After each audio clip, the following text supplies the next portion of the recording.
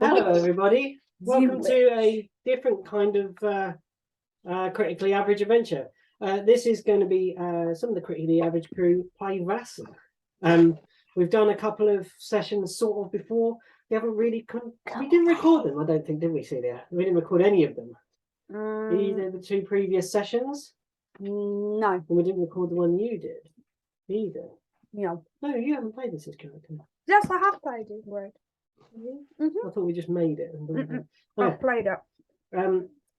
Anyway, what we're doing is Vaesen, which is the Nordic horror folklore game. Although it's been adapted very recently to be having a British Isles one, and this is what we're going to run something today. As you can see from the screen that we have a map of England and Wales in the 1800s. And where your castle has been established, where you have joined the society, is in Yorkshire, which is here. And this area of the that's just blown my mind. England. I appreciate that, because as a non-English person, yeah. There you go. I didn't realise you had a mouse there, and I was like, "How is he doing this?" With the mouse that I've hidden over here. Very good. Like, what are you done? What are you done? You know the mystic mind power thing that Neil was worried about. That just... the big powers having increased. As was foretold. As foretold, Yorkshire. That just blew my mind for a second. I was like, how is he doing this? I'm not sure how intimidating or how spooky I can make the word Yorkshire seem. Yorkshire. Just like pudding. Right, it's difficult not to. Oh, pudding. And your castle is located in the small village of Theakston in Yorkshire, a tiny little place. And we're going to say that you've been there and you've done the beginning bit of Vaesen, which is you basically have met one of the members of the society who has been incarcerated. Celia's actually played this bit, and they've been incarcerated in an institution near Theakston. But they slipped a note and the keys to the manor house, and the address, which you have now inhabited for some time, and you have a manservant there who has kind of let you in and kind of started providing rooms for you, and he's just been basically dwelling in the building, and each of you have made your way there over the course of X many months and grouped together. It has a very peculiar form of lighting system that kind of looks like it's gas operated. Gold brass pipes like run around the whole thing, and light glows from it, but it's kind of a weird blue, very strange blue light that glows from these gas lanterns. And we'll begin at that. We'll begin in the main sort of lobby area, which contains a large fireplace, a desk, and some wing-back chairs that you can all retire and sit in. And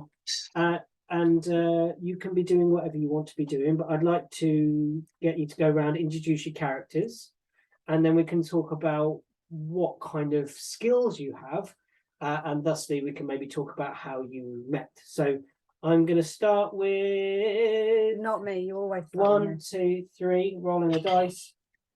It's you. 1, 2, 3. No, you always start with me. Go away. Go away. You always start with me. Choose someone else. Really? You can't do it? No. I'll go the other way around. Okay, let's start with Lidvina. So reverse order. Okay. So I am Lidvina Eck, or slightly more formally, Dr. Lidvina Eck. I am a 60-year-old woman from Sweden originally, currently residing in the north of England. I am, when I say doctor, I'm a medical doctor. So back home in Uppsala, which is where I live normally. I've got a small private GP type practice, family doctor. And I also work as a locum at the hospital in Uppsala, specialising in trauma injuries. And also, because there are not very many women doctors in the 19th century, specialising in helping any women who come into the place. You will already know that I don't like fuss and nonsense. And I think there are rational reasons for things, and we can get everything sorted out if we all just get on with it and behave in a orderly, proper, fancy, non-fancy way. And yes, very down to earth, down to business. I'm about 4'10", and I've got steely grey hair back in a bun. I tend to wear black clothes, but not always. Okay. That's me. Cool. So medic, someone very well trained in the medical ways. Yeah. Alina, please describe who you, Celia or Alina.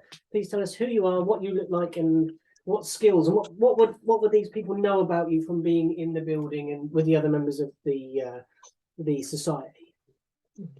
Elena is actually a private from London. A private detective, sorry, rather than a private of a military background. Oh, okay.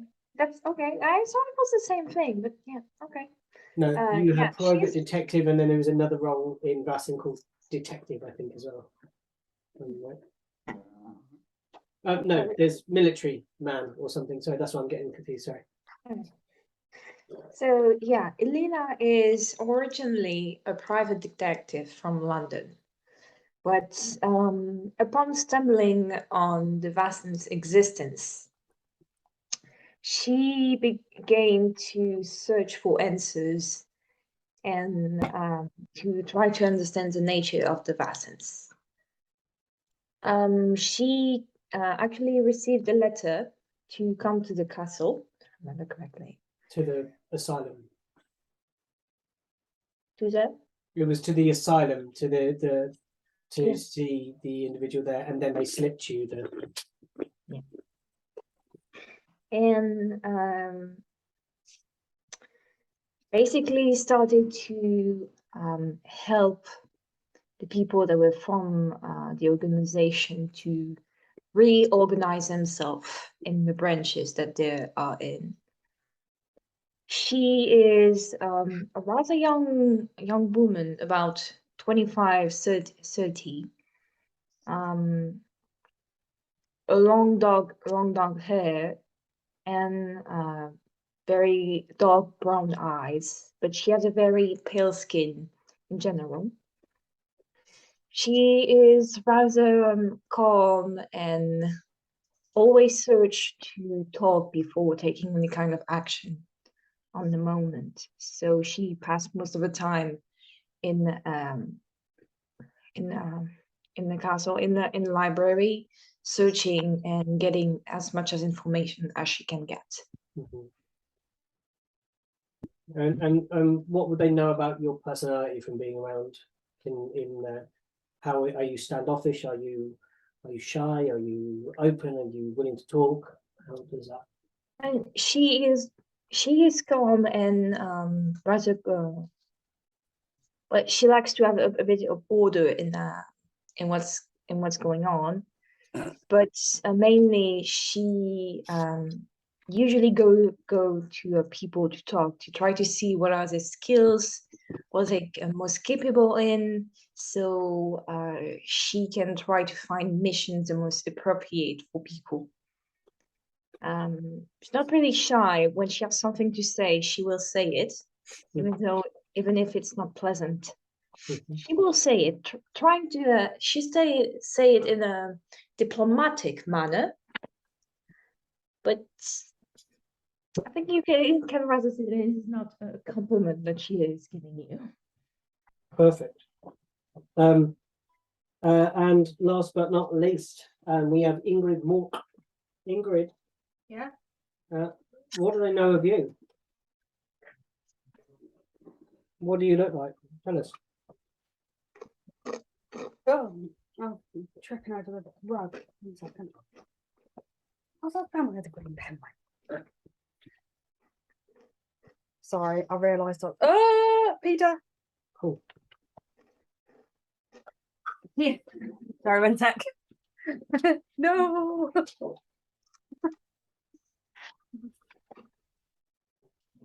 Hold on. No. There you go. Ta-da! Yeah. I just looked over. I have not played her in so long. I'm gonna have to. Well, follow that. I can't even read your writing. Right. That's for the other game that I played with her. Oh, that's why it's got bits on here that I didn't You've write. got those things there. You have those things. You have those things. I got you some shinies from playing in the Vaesen game. Yeah, You I can- can't understand You your can put that writing. underneath. It goes with your character. Right. Okay. I love how my character's become a shared character. Right. So They sorry. needed an occultist, and I didn't have an occultist made. So. Fair enough. So Ingrid is an occultist. She is 28 years old. She is 5 foot something. Not too sure. Toby, go away. Toby, away from the extension. Go away. Go away. Get dogs, they said. It'll be great. No. Bed. She is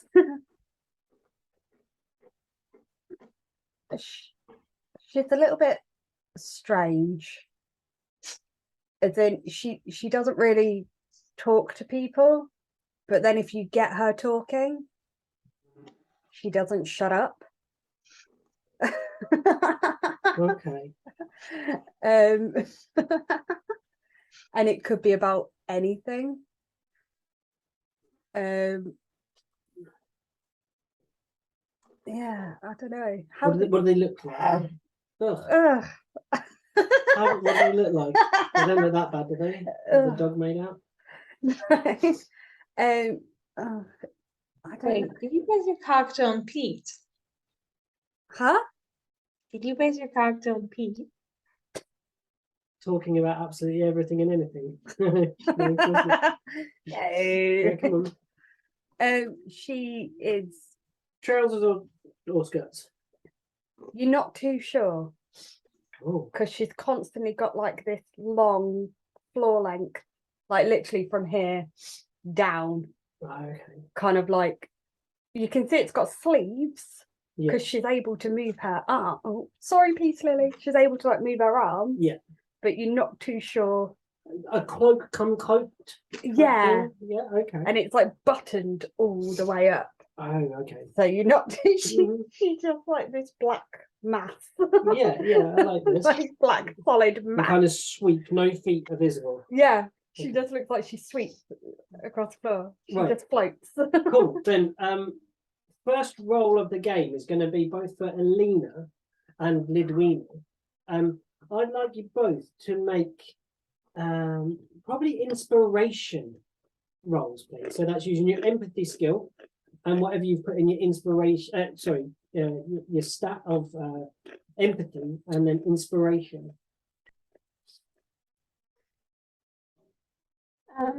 That's the lowest possible thing I'm ever going to roll. I'm just saying Thank that. you. Just as 2 then, is it? Yep. Oh, 1 success. Oh yes. Can I? Oh, sorry. Yeah. These haven't got anything in. You only had a certain amount of points to equal out, and that's what you eked them out to. Right. That's when you just roll That. bit. Yeah. Yeah. Okay. So 1 success, and Elena. No. No. Okay, so Lidwina, I you got a 5, but are no. not quite. Lidwina, you have ingratiated yourself with Ingrid. You have breached that barrier, that almost frosty exterior, Sorry. and got her talking. What is it that Lidwina got Ingrid chatting about?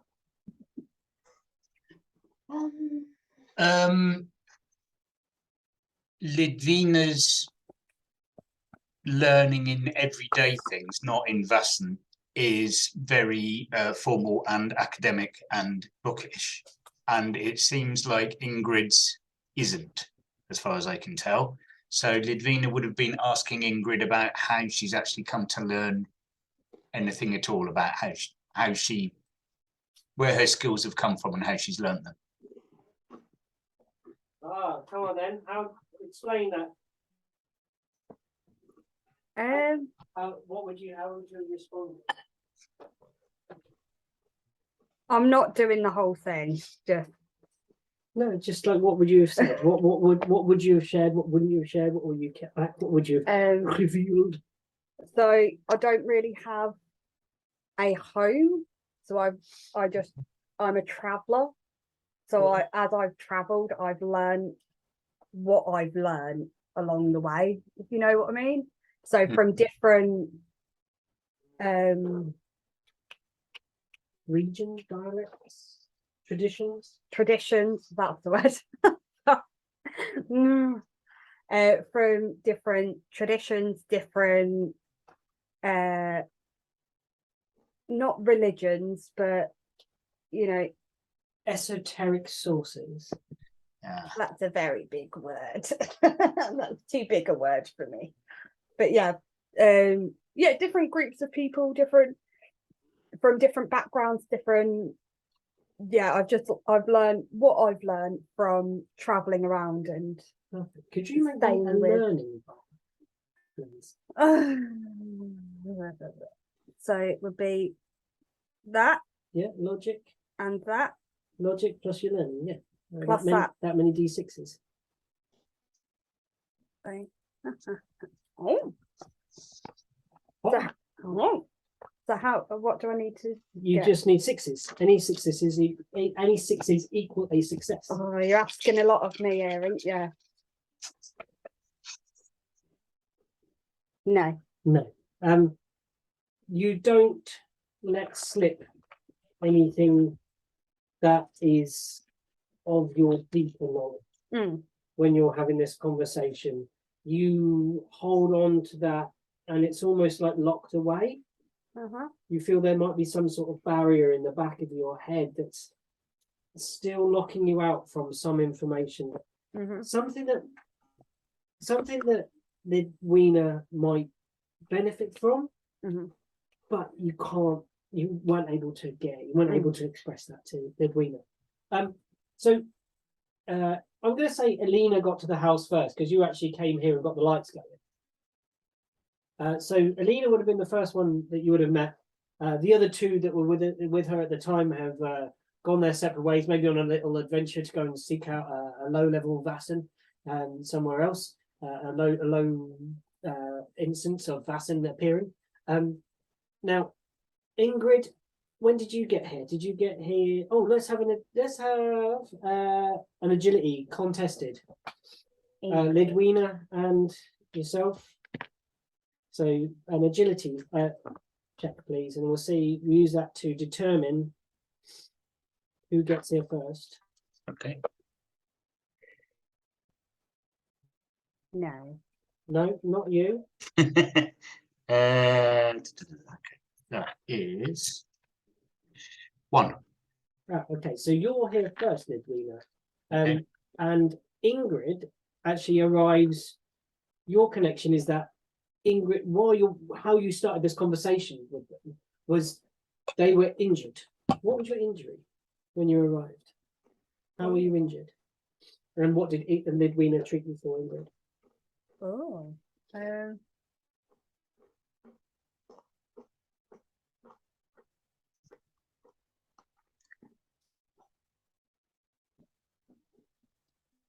A big lump and bruise on my foot. Okay. A huge, like, swell on your foot.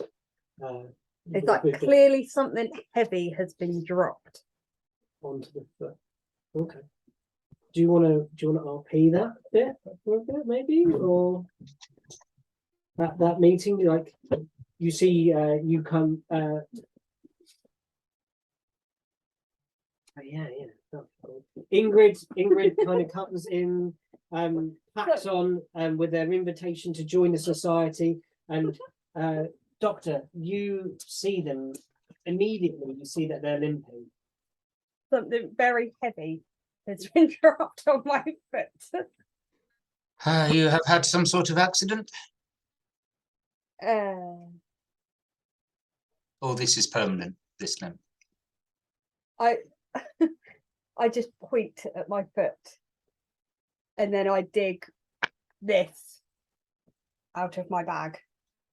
I can't see what they. Oh, is that a crystal ball? Giant crystal ball, yeah. Right. Okay. Because everyone needs a crystal ball in their house, right? Calm horns in my psychic powers. Well, perhaps we should look at this. Yes. Mhm. I just sit down. Yeah. Like You're let it's through. it's the only time you ever see my foot. Mhm. It's Yeah, the only you're time. kind of guided through into the lounge parlor area, where we're all going to begin this sort of part of the adventure from. You're led there by your butler, whose name is Milton Fletcher, who you have met. He's a kind of hunched individual. The clothes are fine, but they've been repatched many times. The knees, the shoes, they've been resoled, and there are sometimes bits of string where buttons should be on various jackets. Please come through. Don't stand in the hallway. You're letting in a draft. And he will guide you both in that way. You've been in there before, Lidwina. You know the comfy chairs. The big wing backs are the ones to sit in. So you will sit here, please. I get up from the floor where I just sat in, follow through, just sit in one of the chairs and just like, don't say anything, just sit there. And you will remove your boot, please. It's not even done in like laces or buttons. I literally just grab the shoe and rip it off my foot. I'm like, perfect. Can you make? Sorry, go on now. And how long ago did this happen? When did you drop your ball?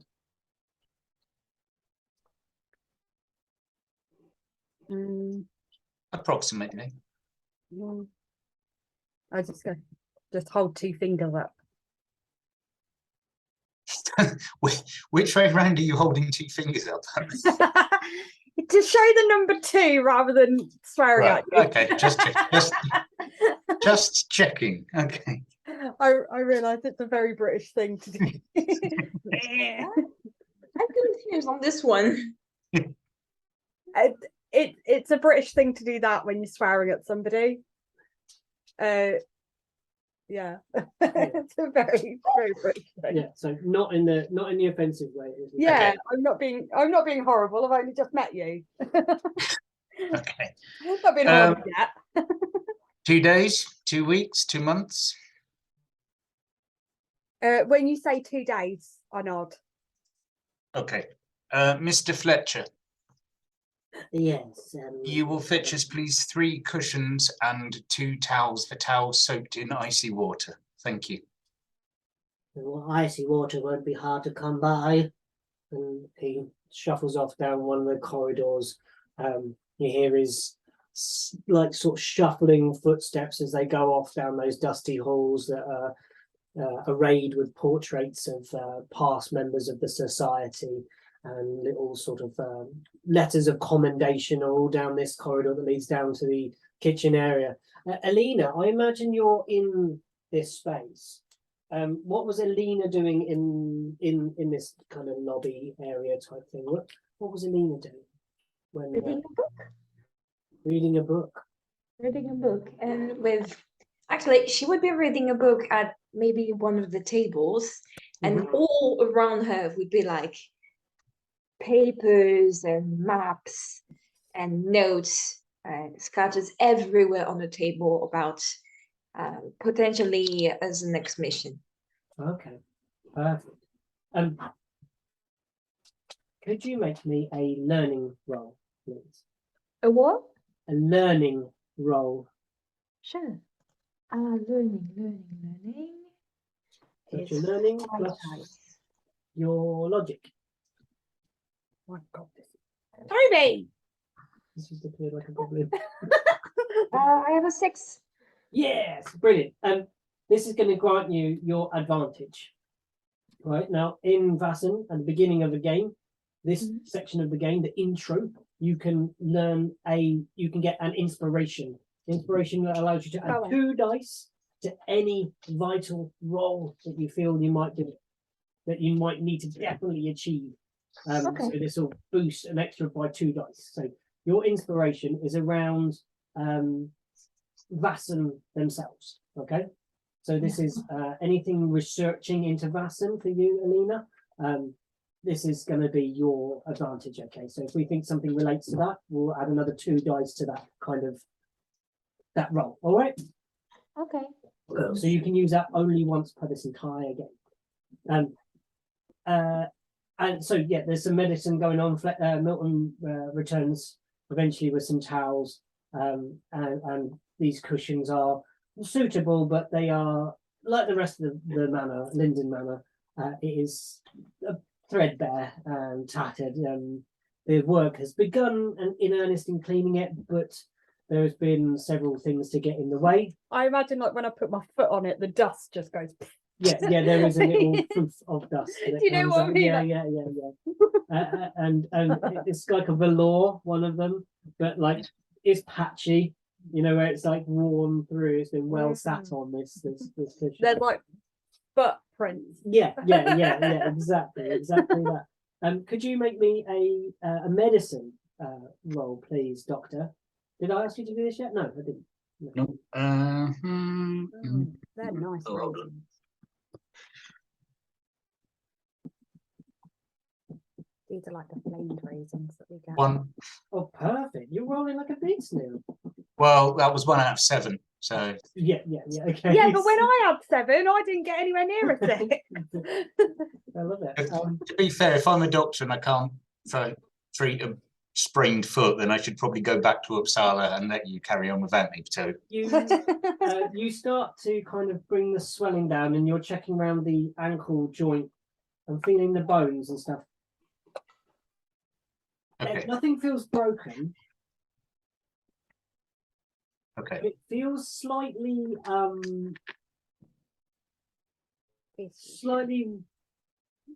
the bones aren't just quite right. They're in the right place, they're attached, but they're odd in a way. Like the foot feels kind of malformed. Okay. Does it, apart from the fact that it's had a heavy thing dropped on it, does it look like the bones are wrong? Is there anything other strange about it? You can make a vigilance check for me. Right, hello, sir. Vigilance. What on earth is that? Okay. It's under logic. Ooh, okay. Turns out I'm all right at that. Vigilance or investigation, I guess. You can make either of those, whichever you're better at. Vigilance 2. 2 successes. Mm-hmm. Jeez, Neil. Jeez. Love it. Well, Yeah, there is a it's one of the slight as you look closer at the skin that kind of attaches between the Achilles tendon, that kind of bit that's like very thin between there. You notice what seems to be almost like a scale, but it shimmers like that way that that fish skin iridesces when it's Okay. fresh and in the sunlight. Just it's completely flush with the skin, but it is definitely not skin that you're used to dealing with all of your prior peeps. Okay. So for my treatment, what I'm actually going to do is wrap the 2 very cold towels uncomfortably tightly around the foot Mhm. And tell you to keep that on top of the 3 cushions as high as possible for as long as possible. But while I'm doing that, I'm going to try, because I've got these wet towel bits, I'm going to try to sort of wipe away at that little shiny scale area to see if anything's revealed or not without actually saying I'm doing it. It's very much attached. Right. I will remember that, but not mention it for now. I've only. How long ago did I meet Ingrid? Literally, they've walked through the door with a letter of acceptance and Like a 39 letter of years ago. invitation to the society, Okay. and a bag upon their back, drenched from the rain in their long coat. In that case, I'll make a mental note of that, but I won't say anything about it, and I'll just treat the foot normally. Cool. Shall we try and work out how Elena and Lidwina know each other? Yeah, sure. Okay. So, Elena, you were here first, and Doctor, you arrived slightly after. You found this kind of bookish individual, looking through many different poems and references and material that's available in the library here and of Uppsala, books taken out from the local not Uppsala, of the local library in Theakston, and yeah, just quite a fastidious kind of bookish person that you find. And The letter that I've got to say to come here, yeah, will it have named Elena, or no, does it just say turn up? the letter is a generic one, and it doesn't mention anything. It mentions one person, Annie Einhardt. That's who the letter is signed by. Annie Einhardt. Einhardt. Okay. Okay. And sorry, did you say this is? I've got Theakston Manor. Did you say it's called something else? Is it Linden? It's Linden Manor in Theakston. Okay. Linden Manor. Okay, that's nice. Okay, so when I got there, I'm just going to knock on the door when I arrive. The door is answered by your ever faithful Milton Fletcher. Good day, sir. Milton, I believe. I have a letter. It says I should come here and introduce myself. Yes. Do come through. Let me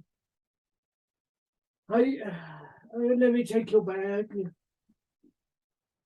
Okay, I'll hand over my carpet suitcase, but I'll keep holding my little black leather medical bag with me. Thank you. You must be tired. I shall prepare a room. Thank you. Yes. Is anyone else here? First door on the left. Elena, Lady Elena is in the parlour. I don't know what's your surname, Elena. Do you have a surname? No. No, I just said Elena is in the parlour, and I shall hot bath. Sorry?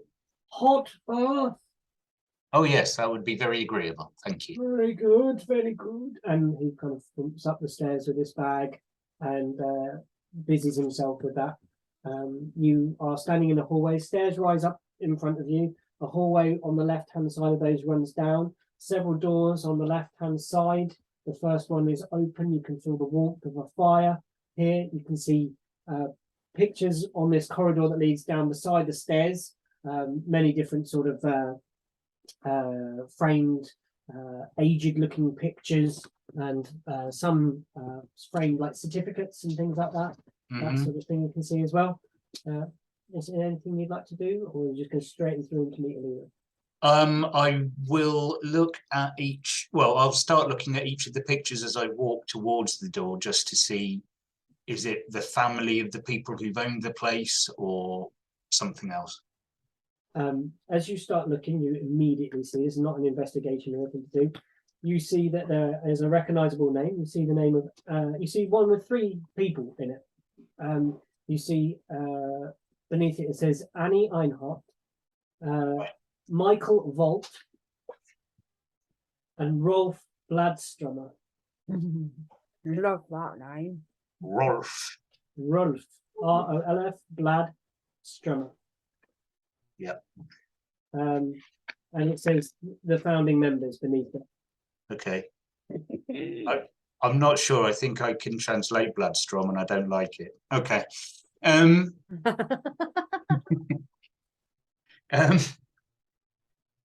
Okay. I will walk to the door and knock on it and say, Elena. What? How do you say the name of the butler again? Milton. Milton. Yeah, Milton. Because I was hearing Milton. No, Oh. it's Milton. Okay. Milton Fletcher. Yeah. I'm actually going to. They're reading at the moment and not looking at the door. So, yes, Milton, you can enter. I'm not busy right now. I hate to disappoint you, Lady Elena. However, I am not Mr. Milton. Oh, you have a new face. Welcome. Thank you. Thank you. I have received a letter instructing me from Mrs. Einhart, instructing me to come here. Yes, I was in the same situation as you a couple of days ago. Ah. And Mrs. Einhart Sorry, is but not you here. are? Oh, I beg your pardon. Allow me to introduce myself. I'm Dr. Lidvina Ek, late of Uppsala, Sweden. Doctor, and you see, I open a little notebook on a belt, like, and start to write on a new page your name and doctor. So, what kind of doctor are you? If I may. Oh, medical doctor. I specialize in trauma surgery and general medicine. I have a practice. What lane do you have with Vaesen, and how much do you know? Well, I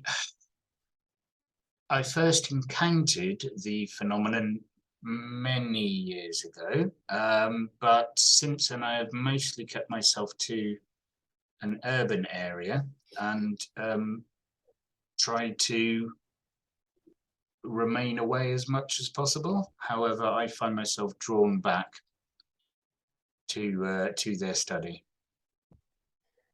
Quite fascinating, aren't they? And I'm sorry, you appear to be minuting this. Is this an official meeting or? No, not really. When I came here, I was the first one with my friends, and I took upon myself to organize things. I see. So, And also building back up the estate, since someone had, how should I say this? There was a little conflict with our dear butler here and the person that is bringing us power. I also arranged that on the way, and we have good agreement. But don't worry about power or any kind of equipment; it shall be provided. marvelous. Well, you seem most capable. Thank you. Now you've met, ingratiated for maybe a couple of weeks, and then Ingrid has arrived. And the morn after Ingrid's arrival and foot injury, you are awoken to a beautifully cooked breakfast.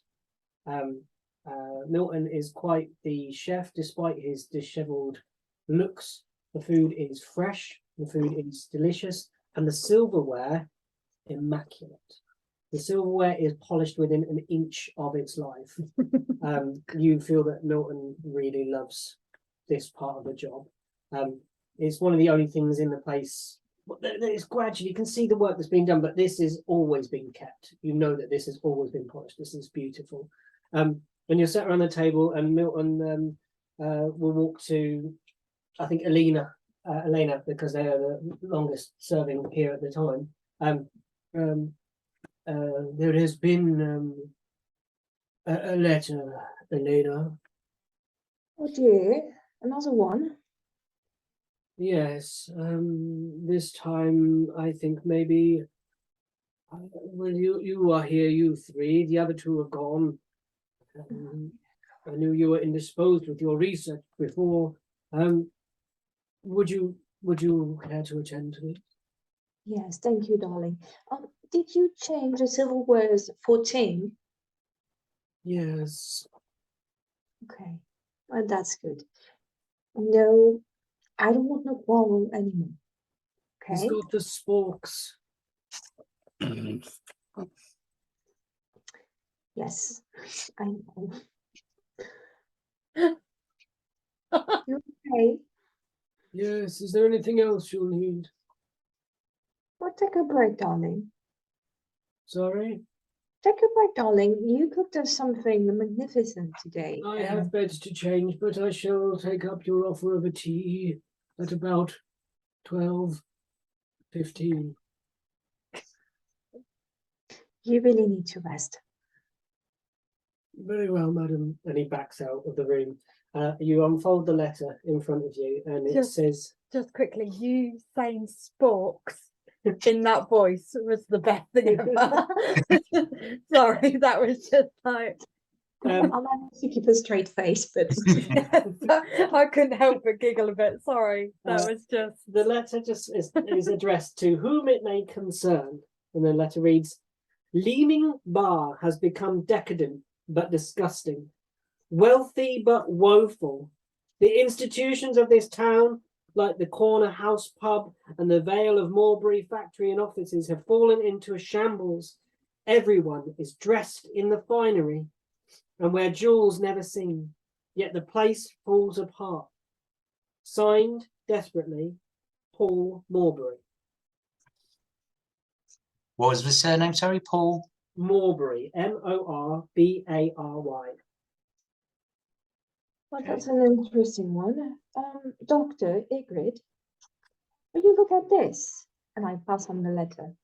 You all read the same letter. You notice the key things in it. Paul Morebury, corner house pub, Morebury factories and offices. Is this a place name we'd recognise? The place name is Leeming Bar, and Leeming Bar is to the north of Theakston. Okay. Not far. You maybe travel via it, I think, Doctor. You might have got off at one of the ports and kind of travelled down through Durham and then that kind of way down to Yorkshire, through that kind of bit, Yorkshire. Yeah. That kind of roads that you travelled. Who can do it? So, because you asked about location, Doctor, can you make me a? It's going to be like recall of information. So, and learning, I think that is under. No, yeah. Learning. there's no way I can assist or anything with this, is there? You can, but this is just something in their head. Nope. No, okay, that's no problem. Is there? You each read the letter. What do you want to do with it? So, is it Morebury factories and offices? Yeah. As in Paul Morebury. There's certainly a relevance in the surname, a link in the surname there. Yeah. Yeah, that's what I mean. Family business, you might even assume. Corner House Pub. Yeah. As in a pub called Corner House. Yeah, it's called the Corner House. The Corner House. Right. Yeah. I'm not familiar with the place. Elena, do we have maps of the area? Sure, we can find those. I went to go put my hand up like I was at school then. Yes. Okay. So yeah, there are maps available in the that Lena has been pulling out of the library in the local village of Thigston. Would I know this place from when I've been travelling around?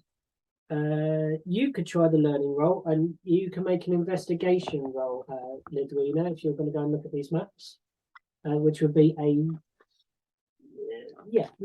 investigation or learning. I think learning would be more appropriate there.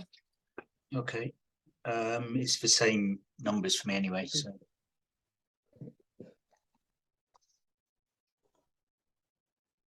Yes! Is that your fault? Finally! Look, You finally got a six. finally! Okay. I did have 7 dice to roll, so I was hoping one. And one. Doctor. Okay, so how many did you get? One. One. I Um, don't care, I got one. So you see that is to the north. There are several roads that lead there. There's a more direct road, which is very busy, very well traveled. There is a road that kind of leads out to the east and then curves back in to the village. So you'd come in on its eastern end. You'd come on the southern end of the village if you take the more direct route. Now, what Ingrid knows from the more well-traveled nature is combining these pieces of information together. There is also a route from the west. Now, the west is actually not road or easily traversable road, but there is railway. There is a new railway being built that cuts through, and a station that is in the very centre of Leeming Bar. Is it a worm train station? No, this is a normal non-worm-based train. I had to ask. We're gonna have to build a worm. So we've got train. several ways to travel. Yep. Short way or by road, longer way by road, super quick way by train. I lean over and tell Lidvina. Mhm. Sorry, I could read the name there and my brain still went, how do I say it?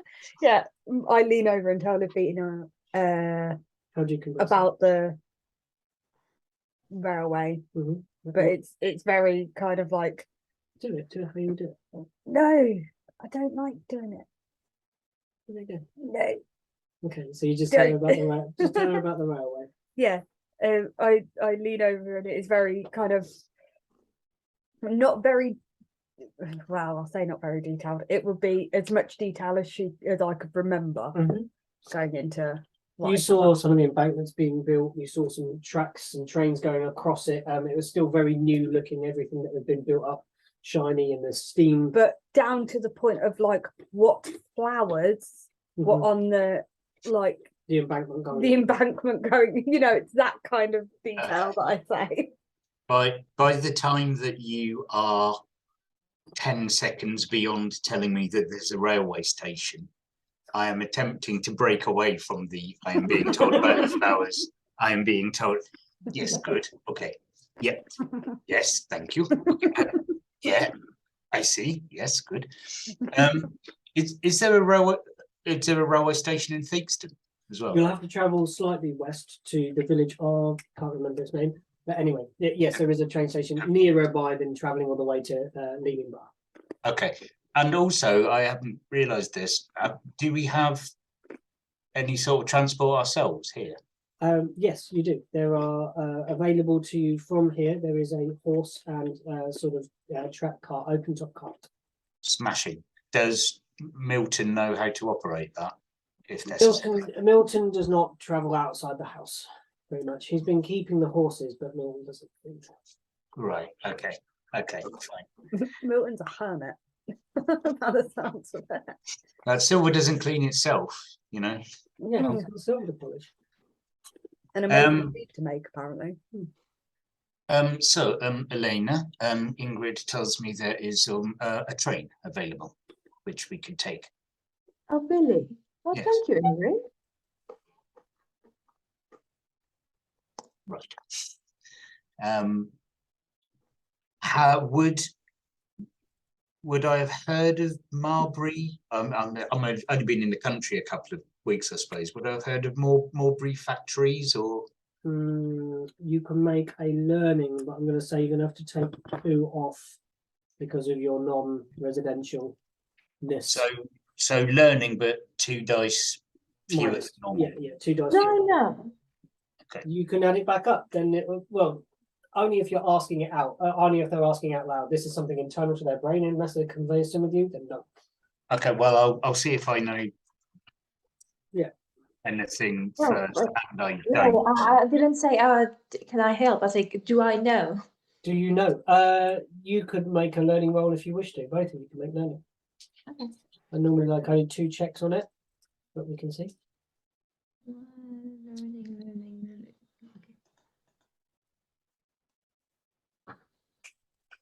Okay. I know. No. Yeah.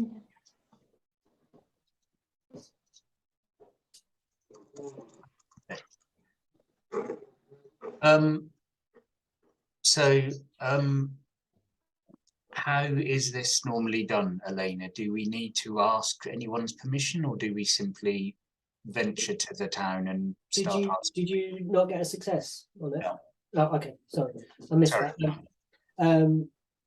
Sorry. Yeah, continue. Sorry. So yeah, you don't find it. You don't recognise the name immediately. Any of you. It's kind of on the tip of your tongue, especially Elena. You're just thinking, I know that name from somewhere. I know that name from somewhere. Sorry, continue. Elena, how does this normally work here? Do we need to ask someone's permission, or do we simply travel? Well, what I like to do first is gain information, as this one, I'm not sure I recognize the name well. And second, well, from time to time, I just go to our lady and I just inform her of a new mission. She can be quite hard to find, but I'll manage. Miss No. Hart.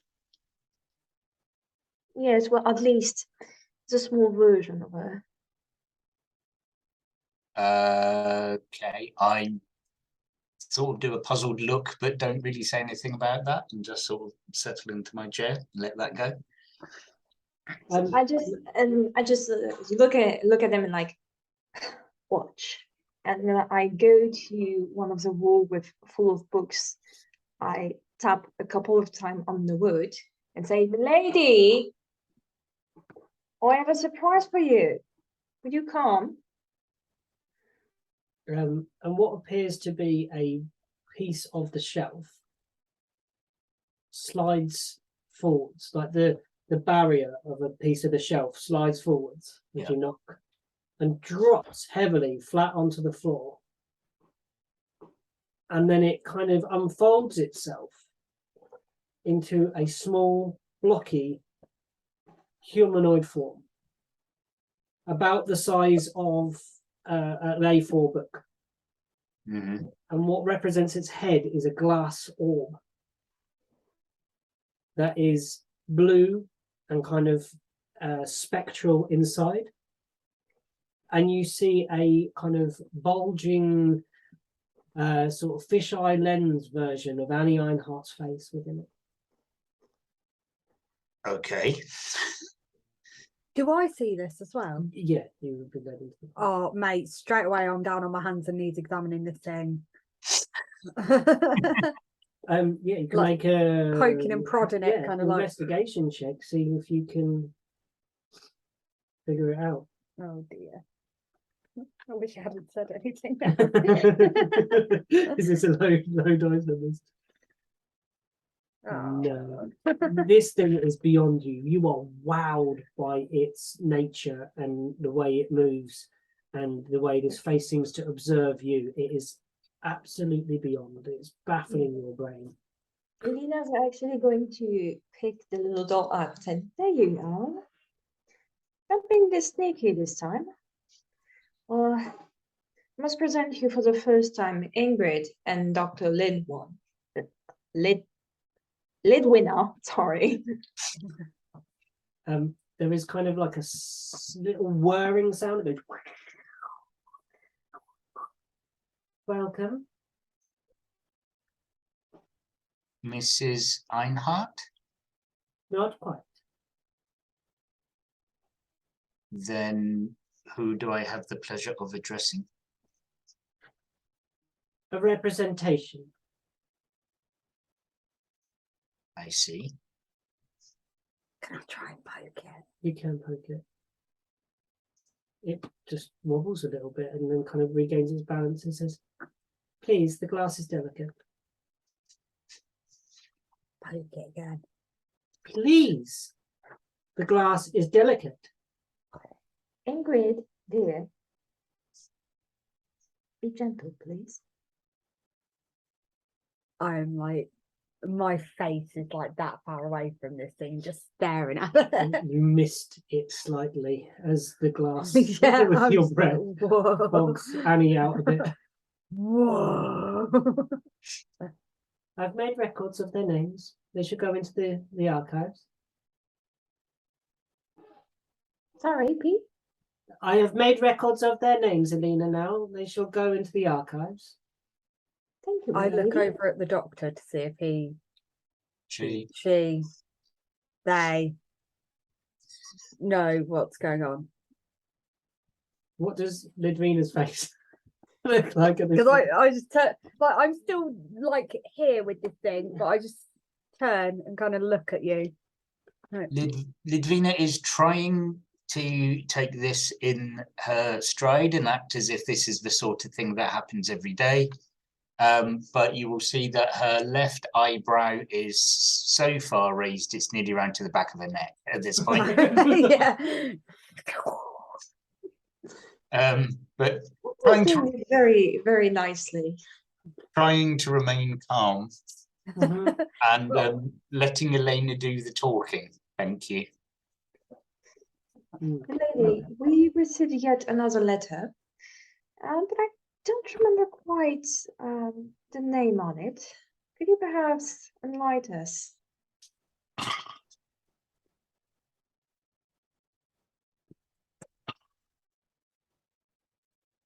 It's not somewhere that I've experienced or that we have had reports of.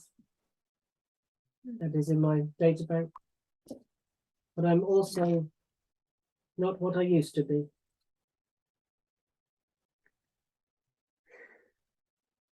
Well, this is a strange one.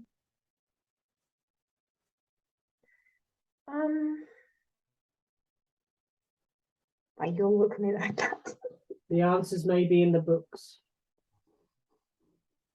Do you have that? Do you have one that you recommend, perhaps? She will say, local, there is a book on the local folklore. That is always a good place to start. Rumors and stories are often based in truth. As always. Well, thank you for enlightening us, lady. Should I put you back on the shelf? Or do you want to go wander off in a home again? I feel that I may be getting old. Put me back on the shelf. He gently put her back.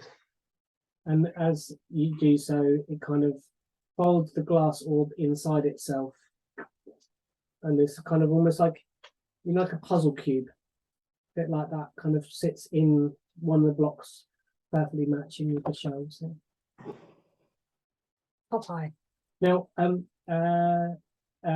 Ingrid and Lidwina, you need to sort of think about what you'd like to get as your inspiration. Like, what will you research to get inspiration on this quest? What bit would you like to know more about? How would you like to prepare for it? Being the practical sort, and we know we're looking at Paul Marbury and Marbury's factories, I am going to look in our little library first of all to see if we have a local business directory, a North Yorkshire business directory. Mm-hmm. It seems like a very Victorian thing to exist. Yeah, this is fine. This will not be for your inspiration. You can make an investigation for this. Oh, okay. Yeah. Okay. In that case, I'm not really sure what sort of things are in scope. What sort of thing I Basically, you can add to any of those skills. So, say if you wanted to be, you could say, I do push-ups for the next 10 days, and you can get like an inspiration for a +2 on physique. You could yeah. say, I focus my mind on my training manual, so you could get +2 on your first aid or something on your medicine. That kind of stuff. got you. In that case,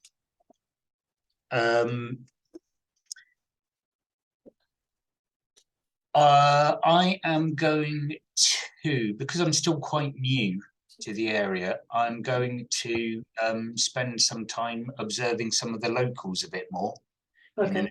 an attempt to improve my vigilance, Okay. so that I got a better understanding of what a 19th century Yorkshire accent might actually be saying Okay. to me. That might be actually in in vigilance. Yeah, it would be vigilance that would come under. Okay. I think so. Or would it be in... No, it would be observation probably. Observation. Yeah, Okay. observation that would be in. So yeah, you spend a day before going in the town, walking around, trying to get a feel for the place. There is a butcher, there is a greengrocer, there is one building that has it's new, but it has every one of those things inside it, and it's just called a cooperative. That's Which is very, newfangled. very new and newfangled. There is also a blacksmiths, for shoeing horses and stuff like that. These are the common things that you find around. A lot of farm, a lot of trade, a lot of open market as well. Is there an apothecary stroke pharmacist Yes, there is. that I will go and make sure all my supplies are topped up? Cool. Yeah. What's your wealth thing on your character sheet? Resources 5. Okay, so you're well off. Yeah. That means, doesn't it? Yeah. So yeah, easily for you to obtain. I'm not going to make you roll for it with a 5 in there. These are not high-priced goods. They are available to find. Anything specific that you would like to find? I just want, well, in particular, I just want to top up my medicines with anything that I may have used already, just to make sure that I've got a full kit.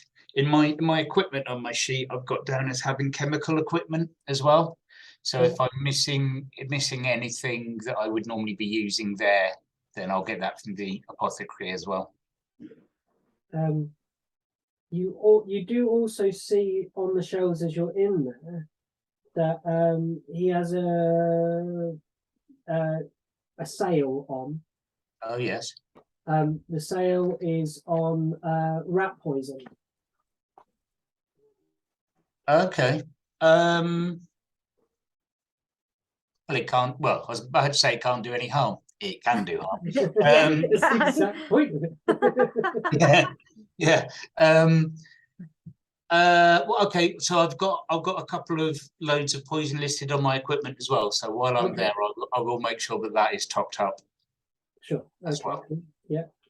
And I'm not going to go in, but I will just see if there is either a hospital or a clinic or doctor's surgery in town as well, just so I know roughly what sort of medical professionals are in the area. It's quite a small place, Theakston.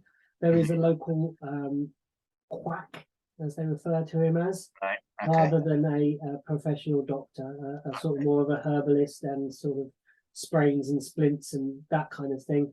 It's not a professional setup here at all. Okay, that's fine. Probably the location choice for the manor, tucked away, not as inconspicuous as really possibly could be. Okay. An old beaten up manor. You can gain that +2 as you kind of get you ingratiated with the kind of broad Yorkshire accent as they shout and out the markets traders are calling out for like how much they're selling their fruit, veg and meat and fish and all kinds of stuff for here. There's pretty well stocked little market square, but not hundreds of stores. We're talking like 4 or 5 for the specific things. and they all seem to have a kind of collected disregard for the cooperative as what you can get these mumblings from the market traders. And yeah, you get a good kind of sense of the Yorkshire folk, and you think you're learning some. So you can add a +2 when you want to interact with anyone in the area. Okay, in the terms of observation. Now, what would you like to kind of focus on, Ingrid, before we go away to Leeming Bar? I would like to see. I don't know if this would be, I can't do it on that.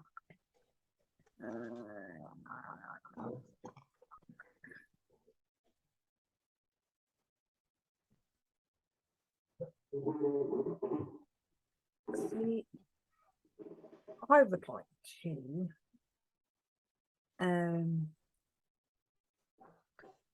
if I can, Yeah, try and find as much information as I can about Mulberry factories and offices. Mulberry factories and offices. Okay, so you want to investigate about them. Okay, so I'm going to say make an investigation roll Mm-hmm. for me. Mm-hmm. You were good for last time. I was really used to.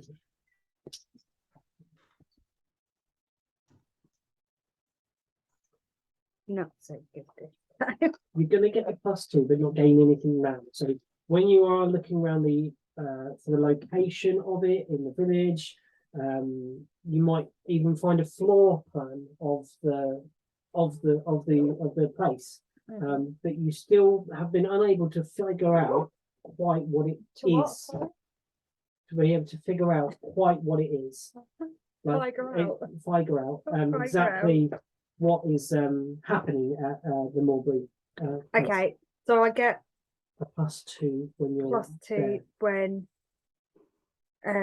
if I'm doing an Investigation investigation on check on Mulberry stuff or right. the surrounding area. You've done a bit of Okay. research around Theakston and Okay. or sort of geography and things like that. I'm going to say that kind of, I won't write it on that sheet then. but I'll you write can't it- seem to find anything specifically on Mulberry. So an investigation on the geography or something like that. There. So are we off to Leeming Bar, and are we taking the train? I think that's what Lidvina would want to be doing, the way of travelling. Ingrid and Elena, are you happy with this newfangled way of transport? Yeah. I'm going to take the train. Cool. The train is expensive for such a short drive, but your funds manage to cover you, and you arrive in the town of Leeming Bar. I have a question, Pete. Yeah. Because Witchcraft! Elena, Sorry, he started moving the screen again. It made me jump.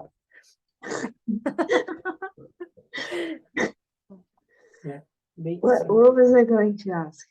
Yeah. Fuck. Sorry. Shit. Oh yeah, because Elena is mostly always wearing pants. Yep. So is it okay for the era?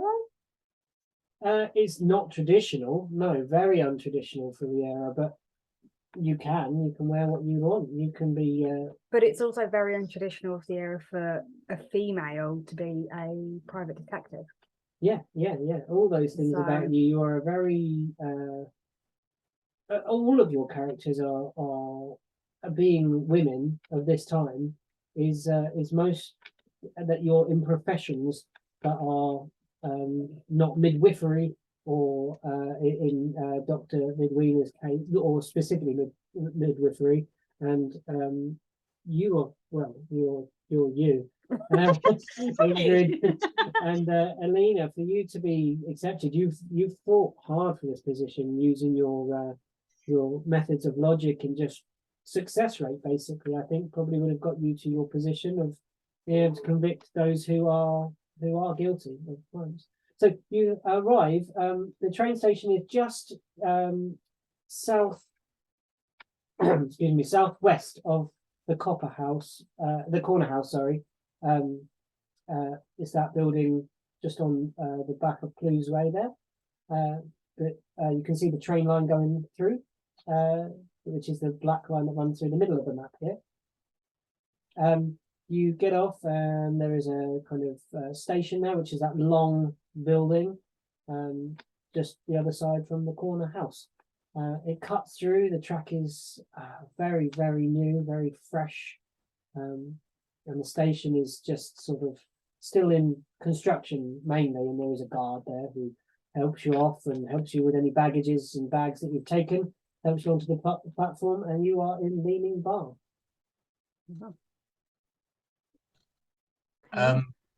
From where we are, it Yes, says Vale and Morbury on the map there. Can we see, is there like a building with Morbury written in huge white letters on the wall? Or do we not know where that is yet? it is across the train tracks. If you would look in that direction, as you look around, what do you see? So you see a large pub, which is easily able to be made out from the sort of just standard of the building. It looks like a pub across the train tracks from you. You could try and cross it here, but it's not tradition. There is a proper crossing you can make out just slightly further along.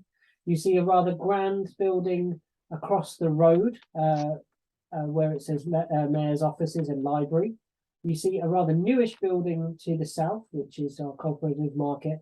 And Vale and Morbury, what you see when you look that way across the tracks are almost like a warehouse, but then like adjunct to a building that's kind of very well to do, red brick on the front of it. Okay. So is it Vale and Morbury or just Morbury? It's Vale and Morbury is the business name. Okay. So does that have any? I'm guessing that's connected to Morbury factories and offices. Yes, this is the place. Right. You make the assumption, connect those dots, yeah. But it's Vale and Morbury. not You just notice, all of you, that the person who helps you off the train doesn't stay at the station. And they're hopping back on the train, and there is no one left on the station apart from you three to get off. Okay. Did we say there was a guard on the? There is a guard that helps you on, helped you off the thing, but Oh, but hops he's from the train, not Hop- right. yeah, hops back on, and they're kind of about to blow their whistle and about to see the train off.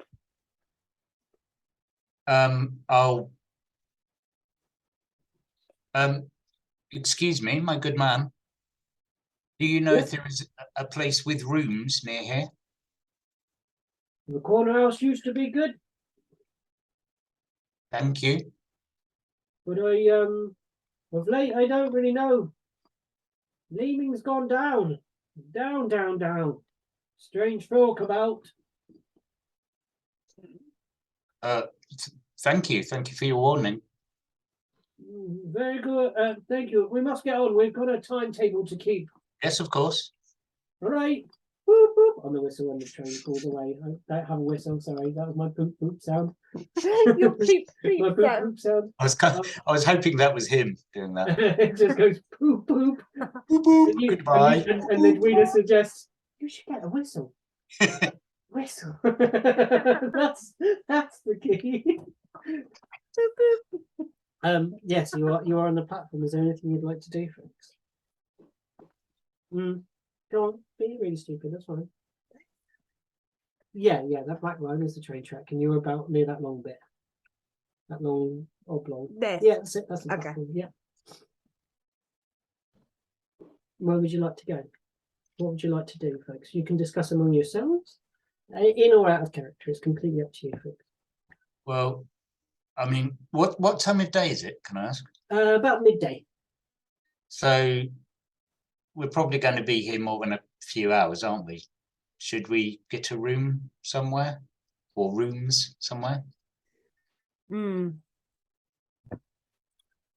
we could, but I'm actually curious about the one that sent this letter. Mm-hmm. Shall we perhaps try to find him? He would also, as we search for him and respond to his letter about presence. Come I ask with a little more. Damn it! What's the word? I'm losing my word here. Equipment. Tactfulness. Is that what you're thinking? Yeah. Well, I can't read this writing on here. Sorry, what are you trying to read? I can zoom in. Would you like me to zoom in? No, it's just my eyesight. You know how bad it is, even with my glasses. Sorry. Blimmin' heck, that's better. It's the text. That's what it is. Sorry, guys. I'm Can you half read that out blind. Can you see? Yeah. So the corner house is Yeah. the pub, right? Yeah, yeah. And that's the place that the Letter mentioned, yeah. but that's the place that the guy from the train said would have Rooms. Yeah. rooms, but it's gone downhill. He said Leeming in total has gone downhill. Okay. Well, I'm with Edwina that we go to the corner house and possibly get rooms, because if you want to ask questions, if you want to know people, the places to go to are pubs. People in pubs will give you information you need with very little prompting. And maybe just supplying some booze, maybe. Yeah. Okay. If you want to know information about anything local, you ask the locals. So I'm going to say that's 2 for the corner house, and we're going to go to the corner house first of all, and then Vale Morbury second. That can be our investigation route for now. Yeah. Cool. So, could someone who has a D20 handy roll a D20? I don't mind who's got the nearest one. Who's got the nearest D20? Let's No? see. Okay, sorry, I forgot to say get D20s. I mean, I'm on beyond, so You're on beyond. I got a 9. 9. Fine. Oh. As you walk towards the corner house pub, you cross the railway tracks, and in a sort of corner by a set of overflowing bins and sort of refuse, you see a rather mangy-looking dog tied to a lamppost next to a set of bedding. Okay. The dog is on its own. It's whimpering slightly and looking in a direction, like towards a way, pointing towards a way, and kind of, very thin, and the bedding looks like it would be for a person, but it's on the street. And is there anyone else around? You can make a vigilance Observation. or observation. Yeah, observation would be good. Okay. Just for Lidwina for a minute.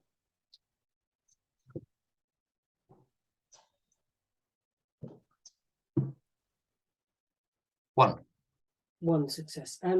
You can How is he getting see a woman walking with a rather bizarrely dressed man. The far side of the tracks as you cross over, they are heading away from the big factory.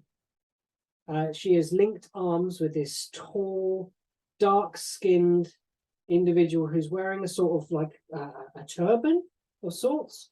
He has like a brocaded gold jacket.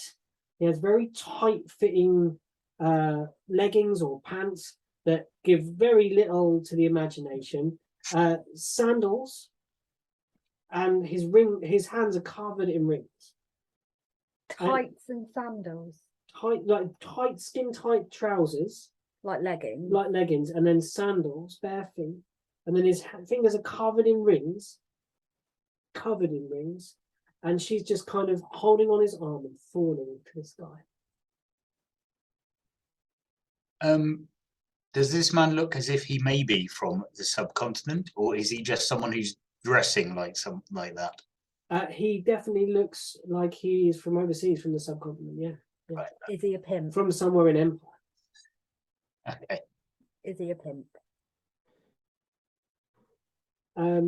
You could make an empathy check to see if you think he's a pimp. What? I had to the way that You can make an empathy with observation.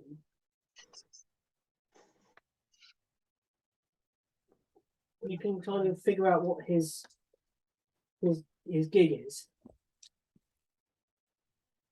definitely. No, you have no idea what this person is. It is weird. It's just strange to see People are just someone weird to in me North anyway. Yorkshire to be dressed in this manner.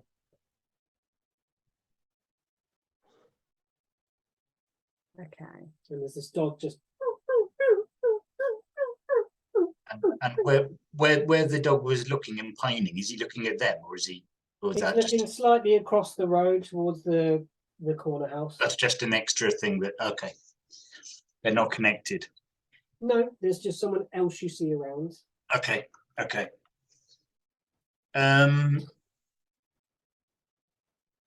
Well, I don't know what anybody else would be doing, but Lidvina being Lidvina is just going to sort of carry on bustling about her appointed task. She's got something on her To agenda, the so corner she's going house. to To get the on with corner- it. Yeah, to unless the corner anyone house. does other. Okay. What about the other two? What do you want to do? Any actions you'd like to take care?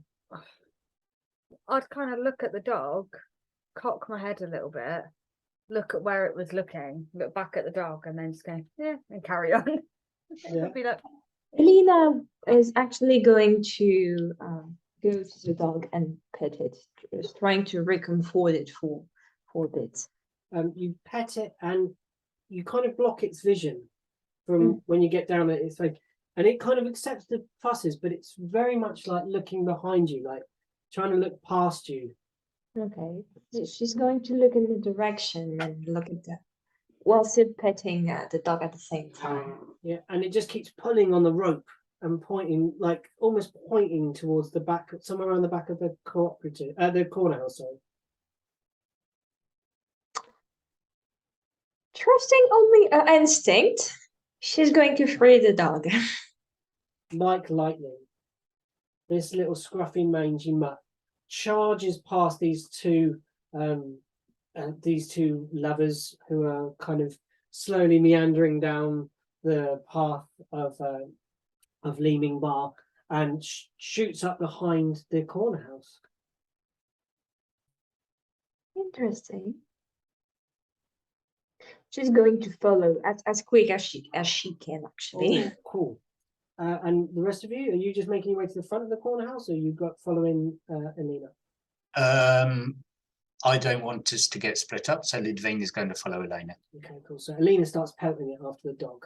And To be fair, Lidvina is 60, carrying a suitcase and has little legs, so he's probably not going to be keeping up very well with Elena. And But Ingrid, it's going to be trying.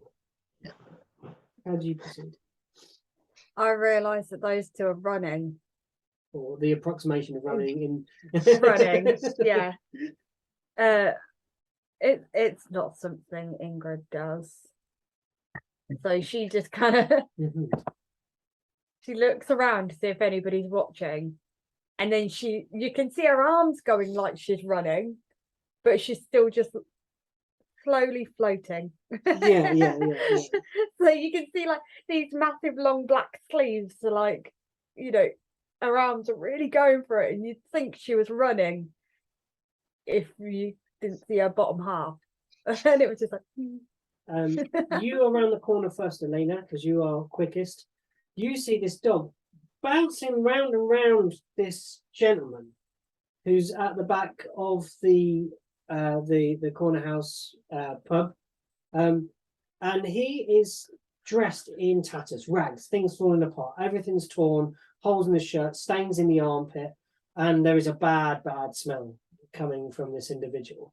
But he has the most exquisite walking cane. It is gold. It has a giant jewel on the top, and he is just happily walking up and down, twirling his cane. And this dog starts coming up to him. It's like, oh, what are you Get away! Get away from me! Get off! Whose dog is this? Is this your dog? Well, I'm sorry, sir, but it seems that you have something that this dog won't. I can't imagine what it could be. Perhaps what you have in your hands. This? He holds up this beautiful cane. He's like, what would a dog want with a walking cane? Never heard of a dog with a walking cane? What a preposterous idea. Maybe not the dog's cane, but his master's cane. The dog, if you look at the dog, it's just all around his neck, jumping up, wagging tail, happy face, panting. It's like up at his legs, and he has the cane in his hand. It's not paying attention to the cane at all. My dear sir, may I examine the cane? I'm curious. I'm giving it back to No, you you after. may not, Really? Why not? because You it's seem mine. like a fine gentleman with all this cane. This is my cane. It is your cane. I just wish to observe it more truly. Oh, no, Why not? because it's mine. And I'm not stealing it. You can't have it. I've always had it. I came into some money. It can't rain all the time, can it, Sonny?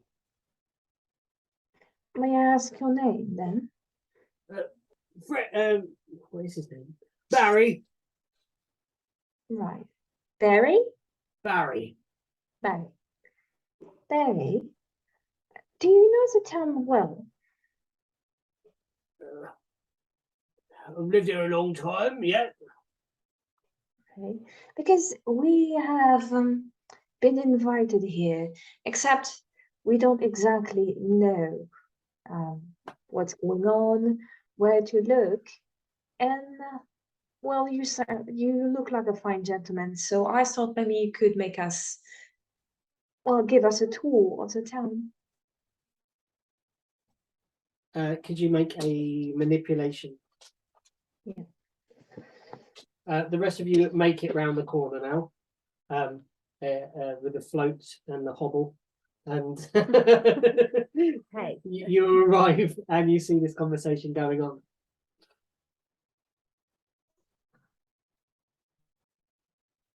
One 1 success. 6. I'm not willing to take you round, but I will. What does he want to know? Well, we had a troubling matter about things going on strange here and there, and we're quite curious. Like what? I mean, what was the letter saying? The letter reads, if you pull it out of your pocket, Leaming Bar has become decadent but disgusting, wealthy but woeful. The institutions of this town, like the Corner House pub and the Vale of Morebury factory and offices, have fallen into shambles. Everyone is dressed in finery, and where the jewellery never seen, the place falls apart. Signed, Paul Morgan. Well, you see, we heard about some fine jewelry disappearing and making the town all shambles, and perhaps you could enlighten us on the rumors or mystery you've been hearing or seen, as I think this is your town. You might be quite the expert. There's been some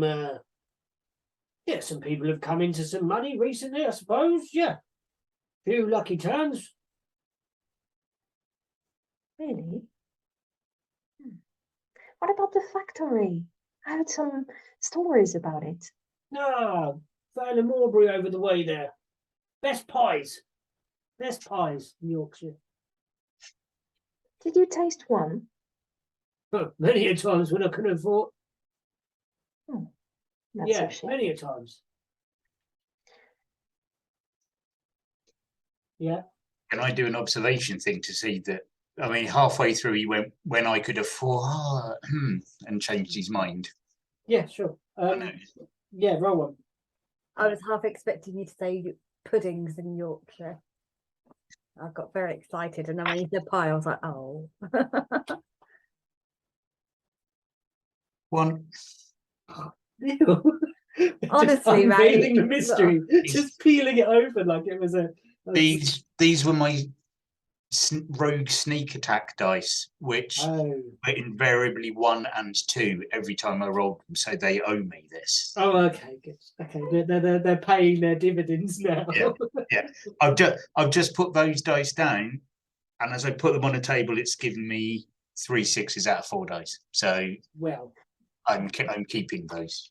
yeah, they're behaving themselves Yeah, now. No more naughty dice jails. I'd keep them if I were you. You see, like the word afford was almost like pulled from his mouth. Okay. Speaking as a doctor, what do I think of this man's overall physical condition? Looking at him, Unwell, probably shingles. He's got scabs on his hand, the backs of his hands. He's obviously had some sort of rash or pox or something like that. At some point, hairs falling out on all over. His general demeanor and the smell that comes from him, which is immediately noticeable by all of you, is that this is a vagabond. This is a homeless person. So Holds this beautiful cane. excuse me, sir, but you say when you could afford them, you would eat the pies? Well, of I course, said- you can afford it. Look at this cane. Yes, marvellous. Can you afford soap? Can you afford a roof over your head? Can you afford to feed this dog, which appears to be yours? Why would I feed this dog? Very well, let's leave the dog out of it. The others, perhaps?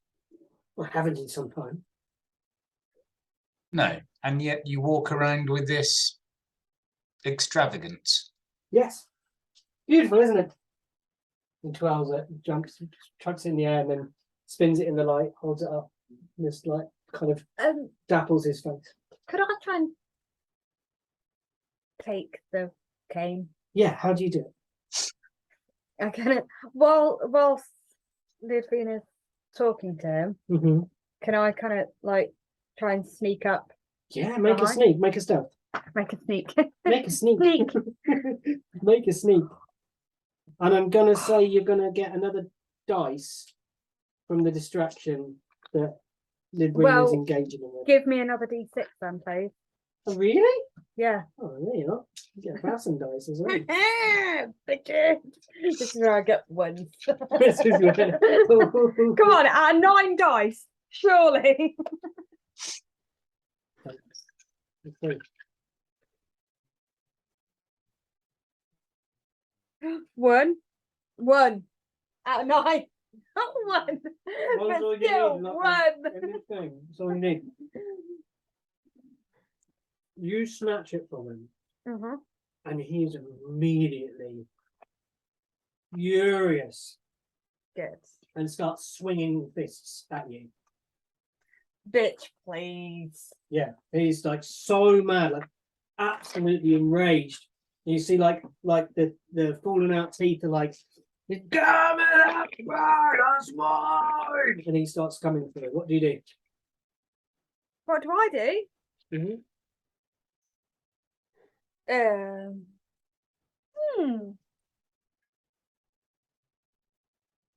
Okay, I'm going to say, because you weren't expecting this kind of reaction, he's going to go first. Can you all roll a d6 for me?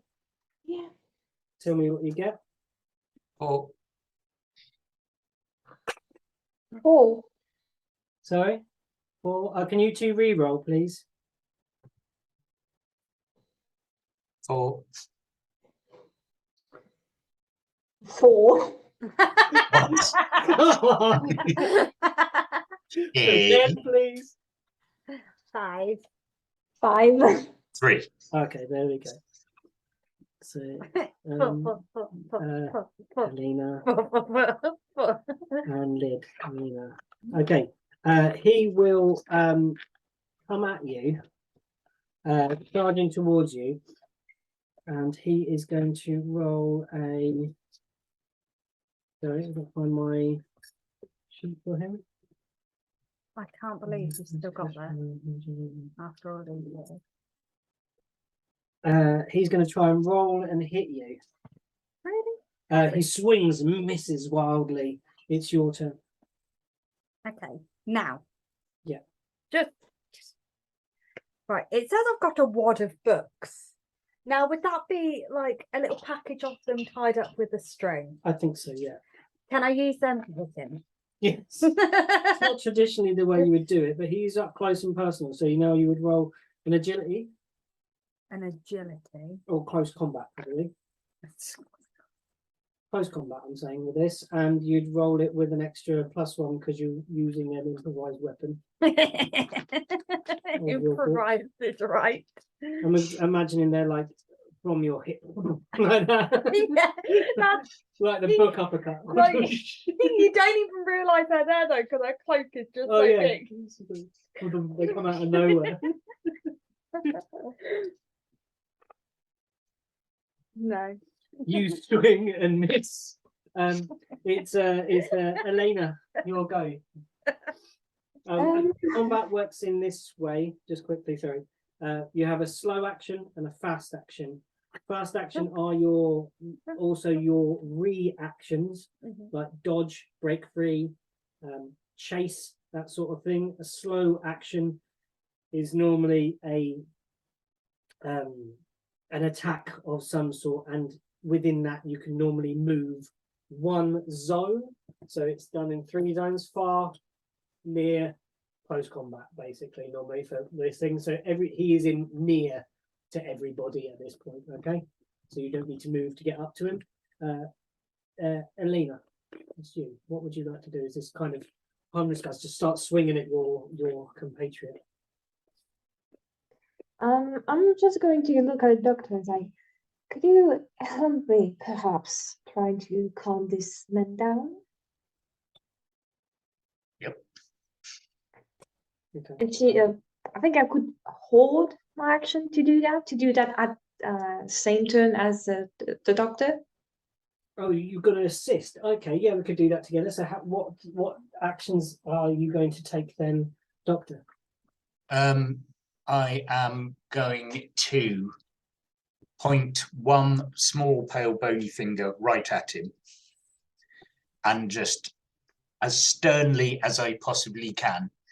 Sir, you will desist in doing this at once. You are assaulting a lady. Stand back. Okay, you're going to have to make an inspiration or a manipulation. You're going to probably need 2 successes on it. That's tricky.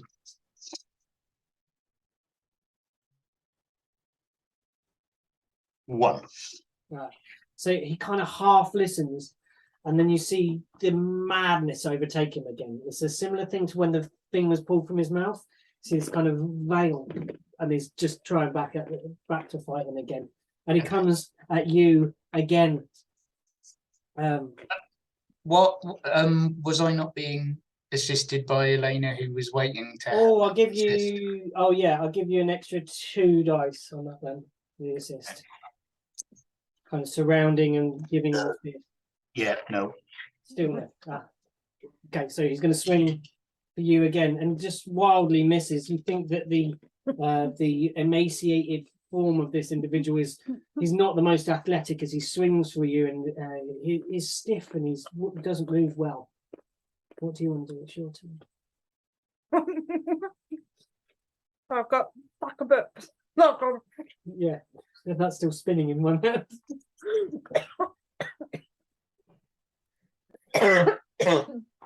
Making me laugh so much, I'm choking. It kind of, they appear from under the cloak, I'll swing and then they go back in. And then I'll swap the cane over to my other hand, go for my other side, and there's a cooking pot. Yeah, go for it. I've got a cooking pot. Go on. Again, with a +1. For your improvised weapon. Yes. Okay. Oh, I don't know why it's making me laugh so much. And another, what did you say? You're gonna get a +1.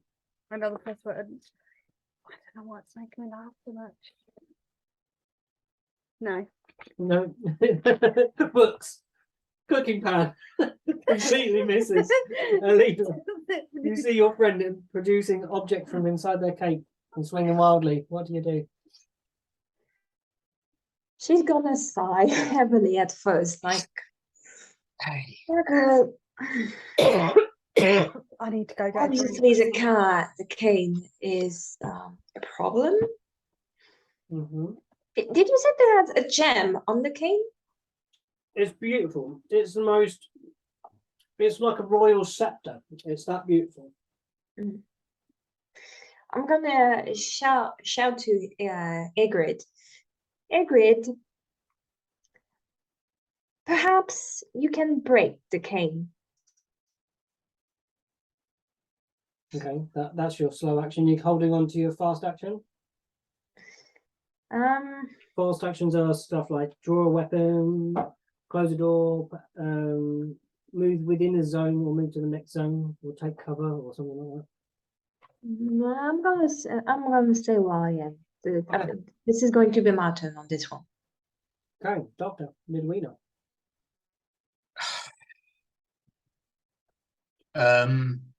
How far away are we from the pub? You're in what would be a pub garden. This more looks like where the barrels are rolled in.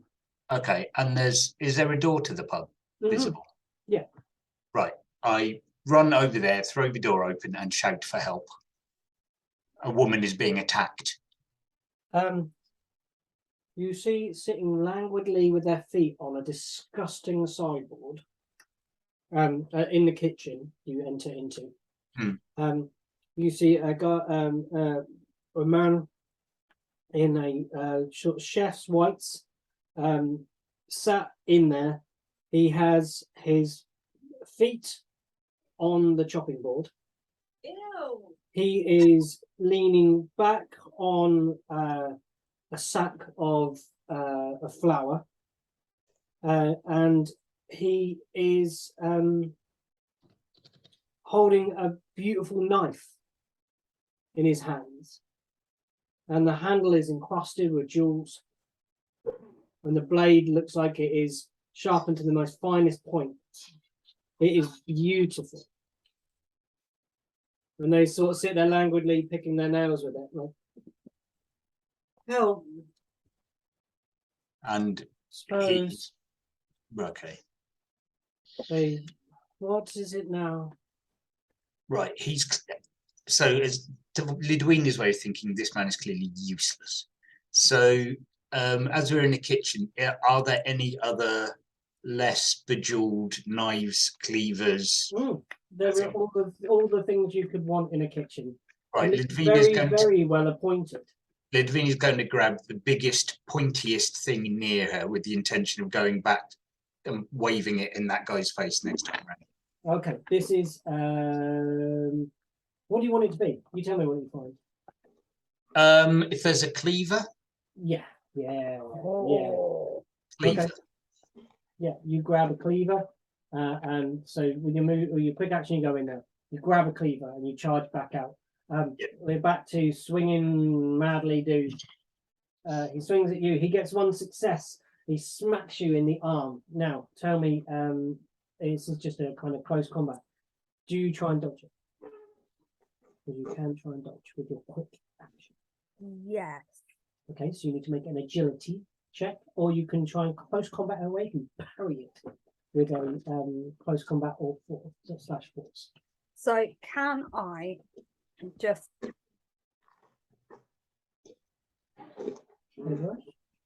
really randomly? Sorry, I'm still not feeling 100% from the other night.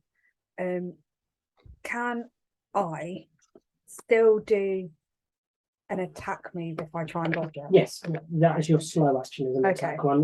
This is like reactions in Oh, okay. Okay, I just wanted to make sure, 'cause I was You just like, I can- you know, can- is it troika where you can only do Yeah. one? Yeah.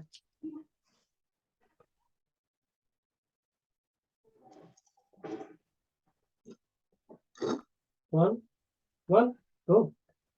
I had to check whether that was one or not, so I had to turn it Oh, over. I yeah, was like, yeah, no, that is. six is a lab. So yeah, you manage. He comes in. He looks like he's going to punch you really hard, and it's got aiming for like your solar plexus, and you just like that on the kind of round and knock his hands clear. It is your turn to do something. Okay, so can I, with the cane in my hand? Yeah. Can I try? You said there's a big jewel on the top. Yeah, of it. yeah. Can I try and smash the jewel into the Yeah, ground? that's what I suggested. You could do. Yeah. Make an agility, physique.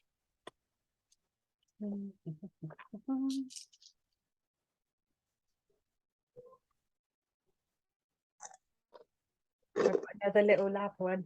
Okay, just one. Yeah. You bring it down with some force, and it rings off of the ground and vibrates up your hand, and you've hit this hard. And it's not breaking. It doesn't break, but his face is just like, "Ah! No, don't break it, don't break it," and like he kind of stops swinging his hands. Don't break it, don't break it, don't break it. Just give me a back. Don't break it. Can I swing it up, like as I swing it down and I realise it hasn't smashed, I'm going to swing it up again, but not like bring it down. It's just kind of a The implied threat. Yeah, you know what I mean? He's It's like- stopped. He is stopped. You've paused this point here. He's like transfixed with this thing, and still the dog is like yapping around his feet. It's still like growling at you now, but it's still like yapping around his feet. Don't mess with the crazy lady. What do? You're out of combat now. Agreed. Would you please give the cane back to the gentleman? Agreed. Should we take a quick break because our little one's just coming down for a wee? Sorry, folks. Okay. Because I actually have socks. Beans, little toe beans. Oh, That's great. I love that. just sorry. Where did you get them? My mom actually offered me for my birthday, so I don't know. We're gonna have to see if we can You find can them. find For, toe beans. That's easily. I need some for Ali. She Um, would go mad. You were Sorry. left in the alleyway behind the corner house. And it's actually wool. It's actually wool, so it's very warm. Very cozy, yeah.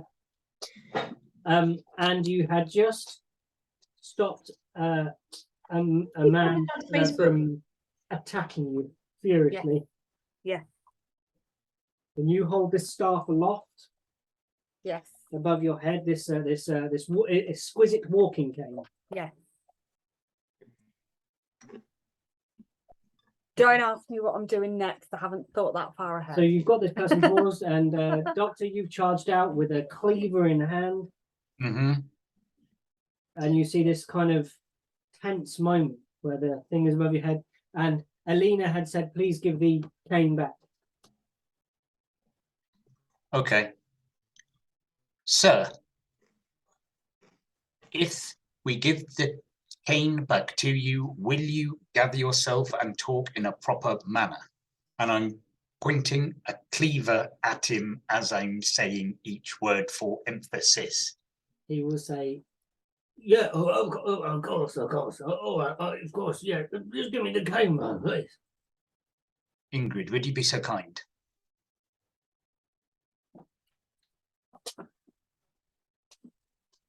Reluctantly give it back, but as I hand it over, I'm kind of like, you know, like crazy lady, one eye squint at him. Mhm. Like, What are you trying to do with that action? I have no idea. You're just doing it. It's like everybody, you know, the way like everyone else is trying to be intimidating. Yeah, So okay. you're just Ingrid is trying to be intimidating in her own weird way. crazy way.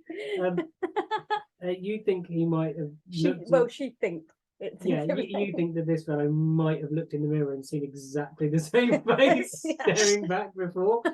He takes the cane and kind of cradles it for a little while, and then he's back twirling it and looking at it. And, yeah. May I ask you, sir, how long you have had this wonderful walking stick? I've always had it. I came into some money. It Who's- can't rain all the time, can it, Sonny? Where Had did it- you? You came into some money, but you have always had the stick. I've always had it.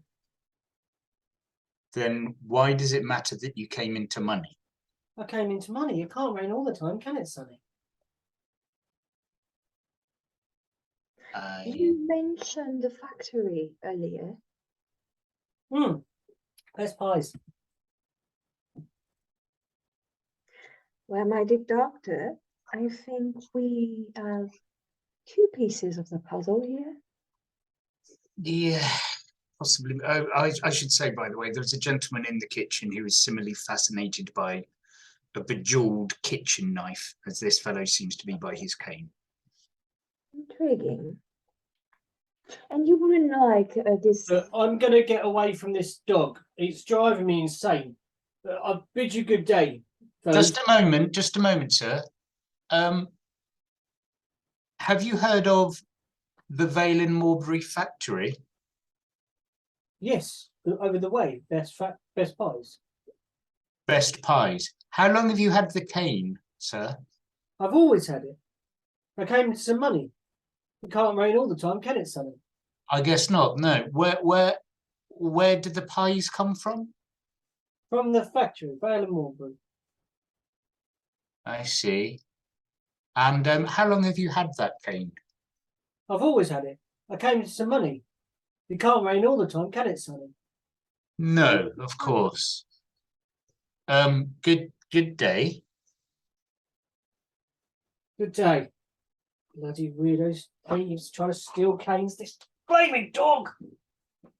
As he walks off round another corner and the You dog said- yaps. Boop, boop, boop, boop. You said that, and Popeye just kind of opened Sorry, one Popeye. eye and was like, God, Not, shouting not, at me. not you flaming dog. It was like you slightly raised your voice as you went near him, and he was like, "Oh." Oh, not now. You are alone in this alleyway. Well, you, sir. Was all this violence really necessary? I imagine not. Did you hear the manner of that fellow's speech? Indeed, that was one of the first things that struck me. The same phrase over and over. And the pies. Which comes from the factory. They're the best pies in all of Yorkshire, apparently. Clearly, there is some Vaesen activity here. Would you care to accompany me to the kitchen where there is another fellow who seems to be similarly affected? Certainly. When? Oh, jeez. Come on, say it. What? Out of it. What is making you giggle so much Just- today? Is it just playing England? It Is meant to is. be a weirdo witch? Yeah, pretty much. I'm living my dream. When the doctor says that, Ingrid tries to be threatening again and gets the wad of books out and starts spinning it as she heads towards the kitchen. Ah, Ace. So you proceed towards this kitchen and you present it with the kitchen in absolute disarray. The sinks are full. Oh, The individual is just slumped on this bag of flour with his feet on the side. He looks thin and unwashed, but was once washed. Like it's just hasn't washed in some time. and they're there like admiring this blade. They're picking their nails with it, and then cleaning it with an old tea towel, and then polishing it, and then staring at this blade. I'd I told you again. Oh. She can't Sorry, even speak. She's What's making herself laugh. Ingrid doing? She's making herself laugh too much. Is what she's doing. Elena is actually going to approach and say, "Good day, sir. May I ask you where you acquired this knife?" A knife? Oh, I've always had it. I came into some money. Can't rain all the time, can it, Sonny? She's going to look at Dr. Ingrid like, Yeah. Lidvina shudders slightly at this. It's pronounced exactly the same in the cadence and everything. Okay. Oh dear. Oh no. We've lost Ingrid completely. She's broke herself. "My good sir, do you know where the gems come from?"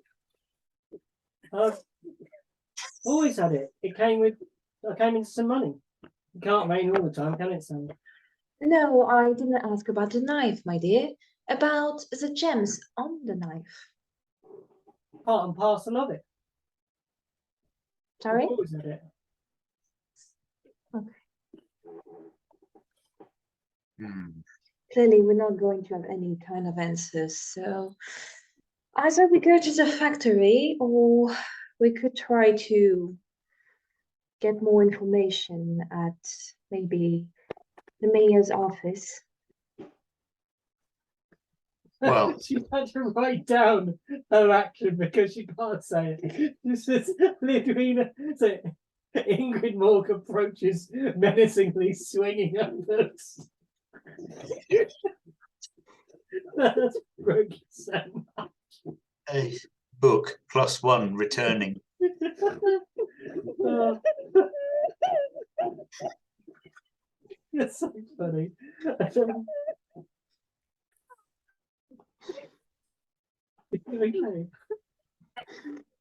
What's the matter with my mentality? I don't know. So, at your mention of the factory, Nina, would you look up and say,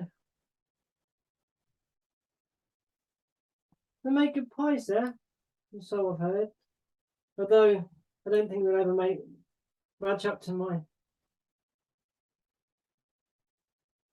And you see the thought kind of fall away. Like with when the guy was about to say when he could afford them. Yeah. Okay. Why do I always do stupid characters? Oh, jeez. So stupid that you break yourself. Where do you proceed, though? So you're going to continue to question this individual? Nobody's stopping me. Go. No, just standing there in the background. Yeah. Slug a mork at the back. It always sounds like you're at a 9 Inch Nails gig.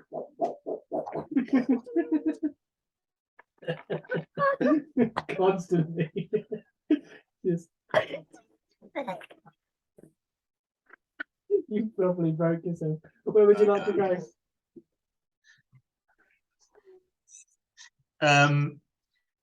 We were going to try and get rooms, weren't we? Shall we see at least if the owner or manager or proprietor or whatever is capable of saying anything other than "I've always had it, came into some money"? I have a little hopes, my friend, that we can try. Let's go around to the front of the proper customer entrance of the corner house. Into the main bar, and it is empty. There is no one at the bar. There is no one serving behind the bar. You can see that every single bottle of liquor is empty. You can see pint glasses stacked high on the bar, crusted and stuck together.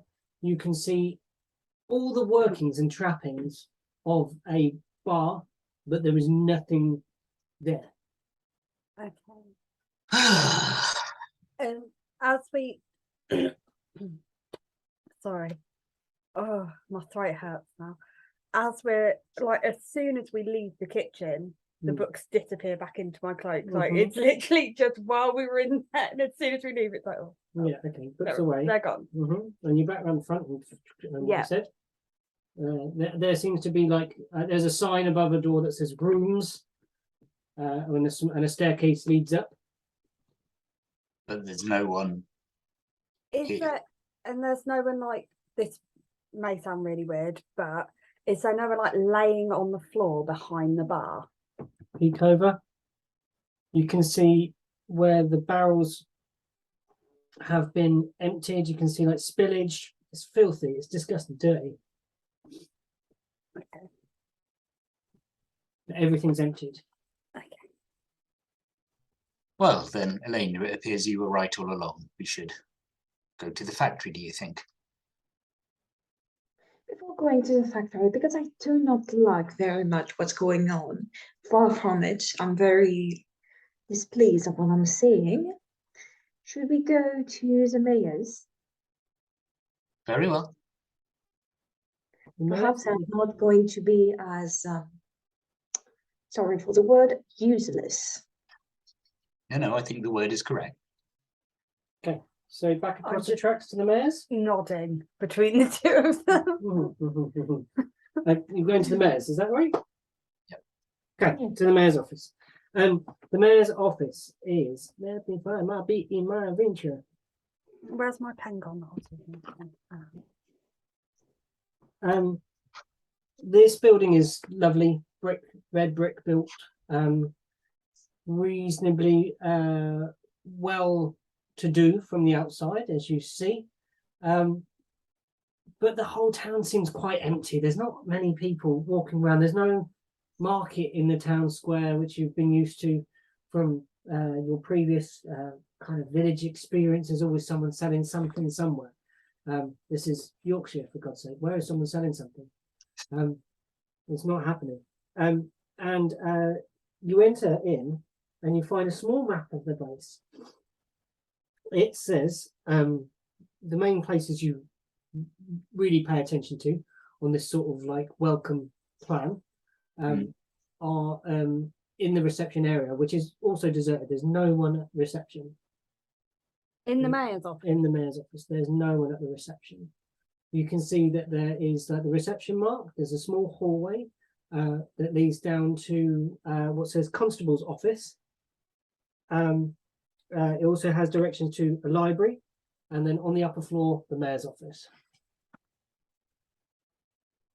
So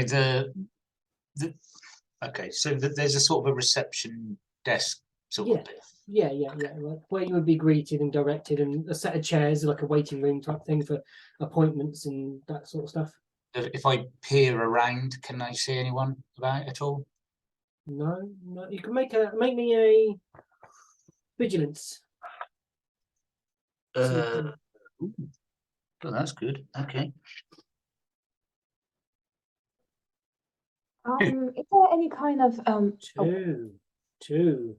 You stand in the quiet of this place, and the only thing that moves is that the fluttering of the papers as the door swings closed behind you that blows the leaves of paper on the table. You hear a distant rumbling sound, a growling maybe, coming from the upper floors. Like the sound that a person or an animal might make, or something Yeah, mechanical? very organic, Right, okay. rhythmic, almost. What? Sorry, what almost? Rhythmic maybe, Right, okay. organic. It doesn't sound like machinery. Okay. Ladies, did you hear that? There's a noise from upstairs. not that you say, yes. If you pointed out to it, I think you would probably pay special attention, each of you, and you kind of see this stair that goes round the room, and you can just about hear.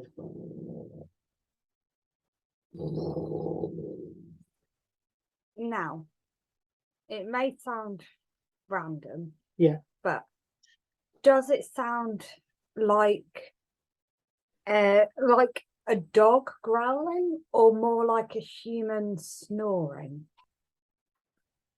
You cannot make out at this distance. Okay. Okay. Elena is actually going to use a reception going a bit on the other side On the and desk? searching for the last entries, the last date Sure. about any kind of relevant information that we can get. Cool. Can you make me an investigation roll? Yeah.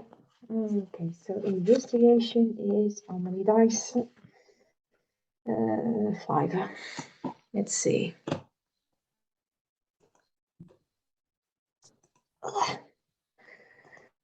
Five, 1, 2, 3, 4, 5. 2, 6. Yeah. Extra success. You find two very important pieces of information. You find that the last person to be there, to come over the threshold, was an individual who is the postman for the town. His name is The postman. the postman, Okay. Fred Martin, Fred who? and he came 1 week ago. Okay. Now, you make out for that, for a mayor's office, to not to have received post in over a week. Very strange. Very odd. This is not something that would happen. There should be letters, commerce, in and out all the time. There needs to be picked up once a week or once daily for the letters going out, and certainly normally at least once delivery is coming in. The second piece of information you find is further back in the kind of listing, The log. but you find out about a woman who has been admitted to the asylum in Theakston. They left their child abandoned in the buggy, in a pushchair. 6-month-old baby. Left abandoned on the street. And the police log says they were completely delirious when they found them. You kind of got the police report tucked in there as well. And it's ready to be submitted, but you can kind of find that through the paperwork. And they say they're delirious. They didn't recognize their child. They didn't recognize that they'd ever had a child. Yet she was carrying a satchel with all the terry towelings and milk bottles and everything. But had just left the child on the street. Kind of like the guy with the dog. Similar.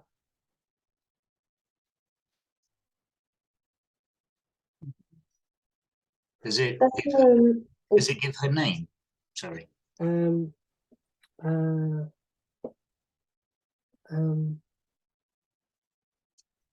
name is where is it?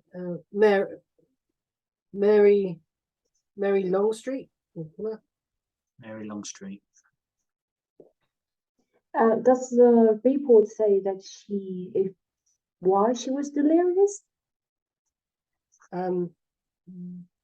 When she was taken in, there was evidence submitted and describes her being violent and aggressive and is ranting and raving, and was more delirious when her items were taken away, especially a tiara that she was wearing upon her head.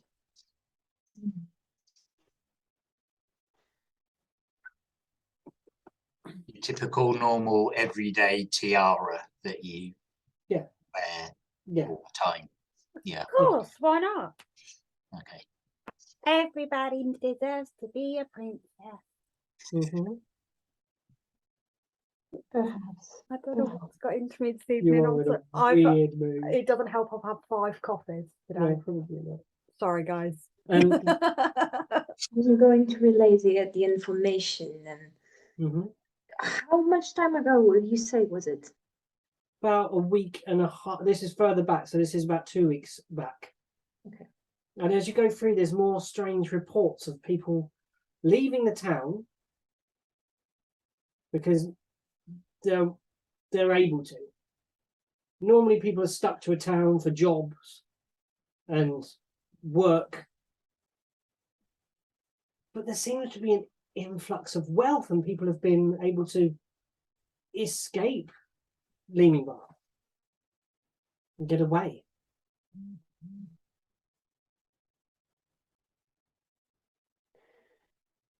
This is all very strange. I don't see why a vessel would do this. And there's still the rumbling upstairs. Shall we? I suppose we should, yes. Okay, tell me how you do this. Are you going stealth? Or are we going whole hog, charge upstairs and Burst through the door like. The idea that I We could, could just normally. yeah. or just normally? Yeah. Yep. Cool. You get up the stairs. The sound becomes louder and more intense, and you can see that there's a glass panel frosted in the door that says Mayor excuse me. Mayor Martin Wagstaff on the door. Ah, And you can almost see the glass it's rattling in the panel. Elena is actually going to knock on the door and say, "Excuse me, we have an appointment."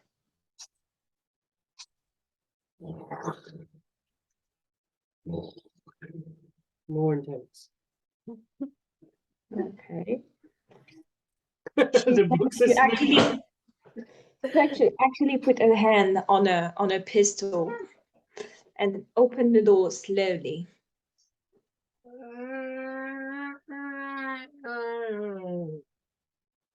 Mr. Mayor, You see no one, but the rumbling still continues.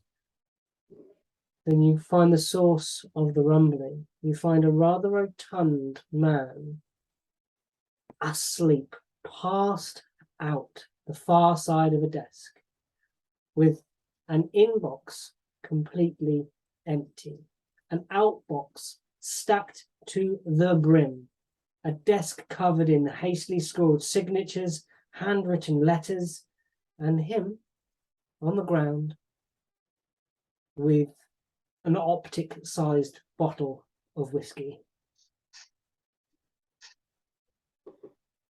oh my. An empty optic.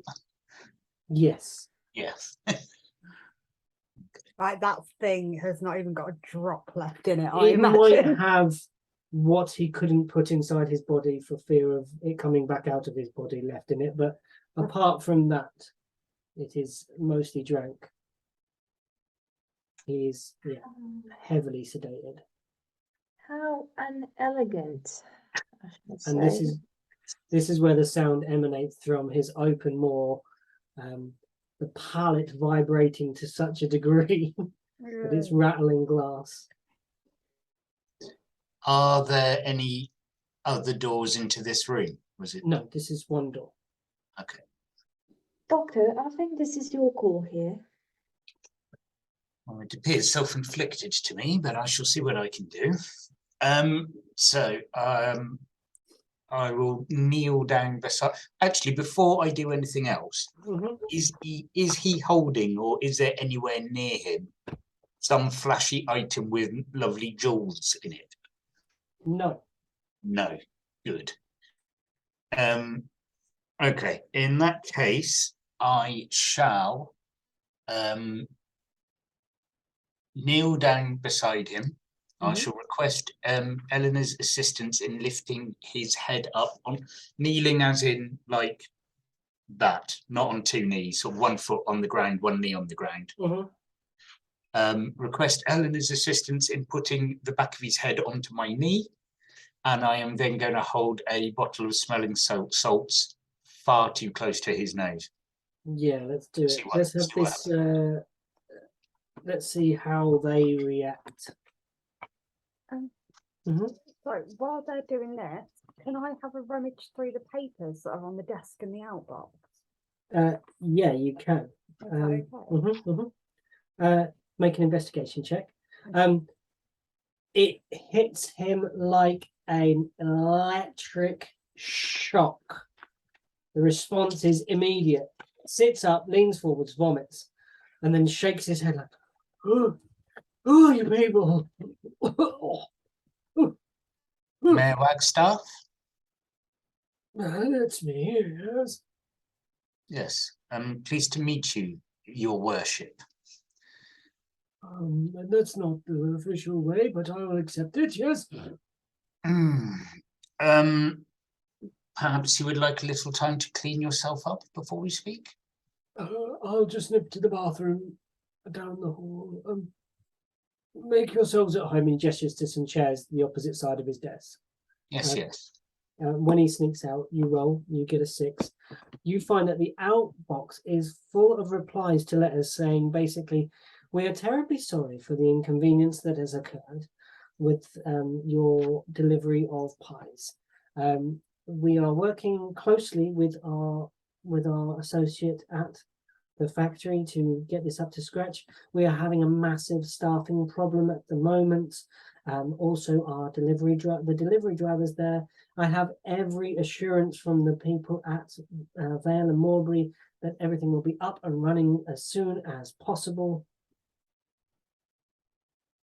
So it's all related to the factory. It's related to the factory. It's related to, there's some complaints of the locals saying they haven't received any post in a week. There is some letters saying that they can't get fresh food, they can't get fresh vegetables, nothing's coming in, nothing's coming out, no one's taking anything anywhere, no one's doing any of the menial jobs, the boring run-of-the-mill dull jobs. No one's doing any of that work. The rubbish bins are overflowing. It's just terrible. The place is going to shambles. Okay.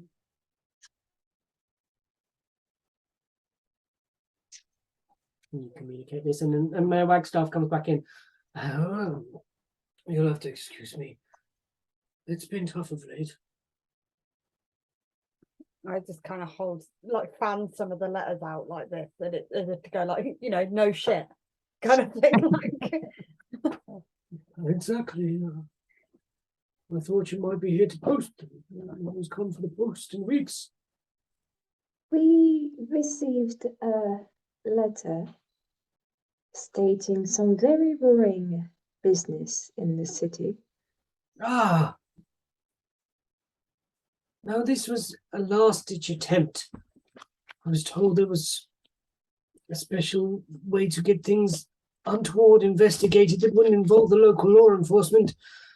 They seem to be of no use. Our constable has gone AWOL, and I put it on the train to be posted elsewhere. Very kindly, the conductor there took it and posted it from a different village. Good. Well, sir, here we are. Nice to meet you. Wagstaff, likewise. Elena. Nice. And introductions are made. Shakes hands. This is Dr. Lidwina, and this is Ingrid. Very good, very good. Oh, May I ask you, how long has it been since the factory has taken place? since the factory's been here, good 50 years. Right. Has it been a change of owner recently? No, it's been in the family for years. Vale and Mulberry pies. Mm. And when did the local unpleasantness begin? It started after they. He thinks back.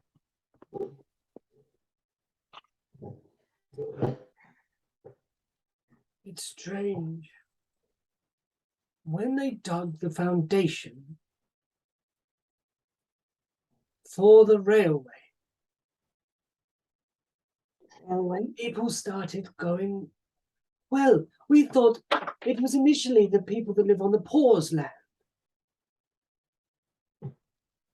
The vagabonds, the homeless, they started disappearing, getting away from here.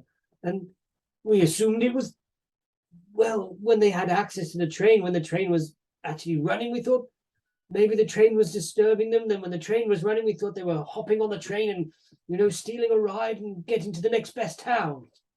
But then there were a few others that started going missing, more and more and more. The railway's been complete maybe 3 months. 3 months. Have you seen what I have dug out under the railway? No, I can show you the plans. Thank you, yes. He gets goes to a set of cupboards, finds a set of blueprints, lays them out on the table in front of you, and you see that he lays out an old map, and then he lays out the blueprint on top, so that you can sort of see where they go. And he kind of shows you the two sides of the paper. So this is the old, this is Leamington Bar as it was without industrialization. Oh, deserted little town, but we thought, brilliant, we'll get a railway, we'll get commerce, we'll get people from the big city coming here to enjoy the scenic views and everything. Here it goes, and he shows you the line of the track going along. And you see that it passes through the Pause land to the east of this map that you look at here. You see that the other side of the track, there is a forested area. Oh. And the forested area was all connected at one point over to the Pause land. And they had to cut down trees and cut and sever deep roots and left that area disconnected from the other area. So are there still two areas of woodland, but they're now split up? Or is it just obliterated one side of it? You can see that there is one area this side, the south side of the tracks. So do you want to zoom out a bit? How do I do that? I'll do it here. So let me zoom this one out. There is one, the south side of the tracks in the Pause land here, and there is some in the north side of the tracks over here. This looks on the new map far less. Foresty. It looks like it was like the, how can I describe it? Like almost like a peak went out like this, like a limb of the forest went over this way and came to a point on the Pause land. It looks like everything between that point and the track is gone, and a good bit the other side as well. Ah, you don't mess with forest, Mum. No, you don't. You really don't want to. The fact at this point, Elena is just like, it's another nature hungry Vaesen. Oh, this is fantastic. She look at a doctor and Ingrid like, shall we go see? My dear Mayor, would you accompany us? Where are we going? I'm feeling a little bit wobbly. I can give you something to calm you down, perhaps. That would be fantastic, but where do we intend to go? What do you think would help? I can guide you somewhat of the way. Elena? Where did you have in mind, Elena? Oh, where the cut the forest. Yeah. Okay, so that bit where the kind of track cut through the Pause land and the land to the north, yeah? Yeah. Sure. He agrees to come with, but only with the assistance of Lidwina. Is it like here? Yeah, Like that area there was Yeah. foresty. yeah, that whole bit there.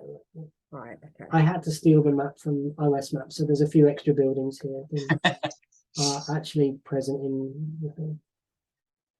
Just try to make it look old with a bit of a filter on it.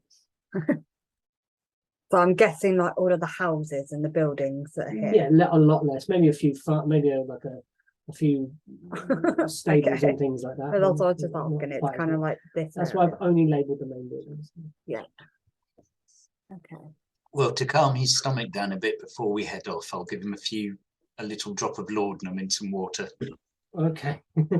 He takes it happily and hungrily. Says, "Oh, do you have anything to eat?" I'm afraid I don't have anything with me. Can Yeah, do it. Just say it before you start laughing. I know it's so stupid. Can I I've got powdered stag's horn. Don't ask. I don't know why. Can You've I got Powdered stag's horn. yeah. good. Can I just get like a little bit out Mm-hmm.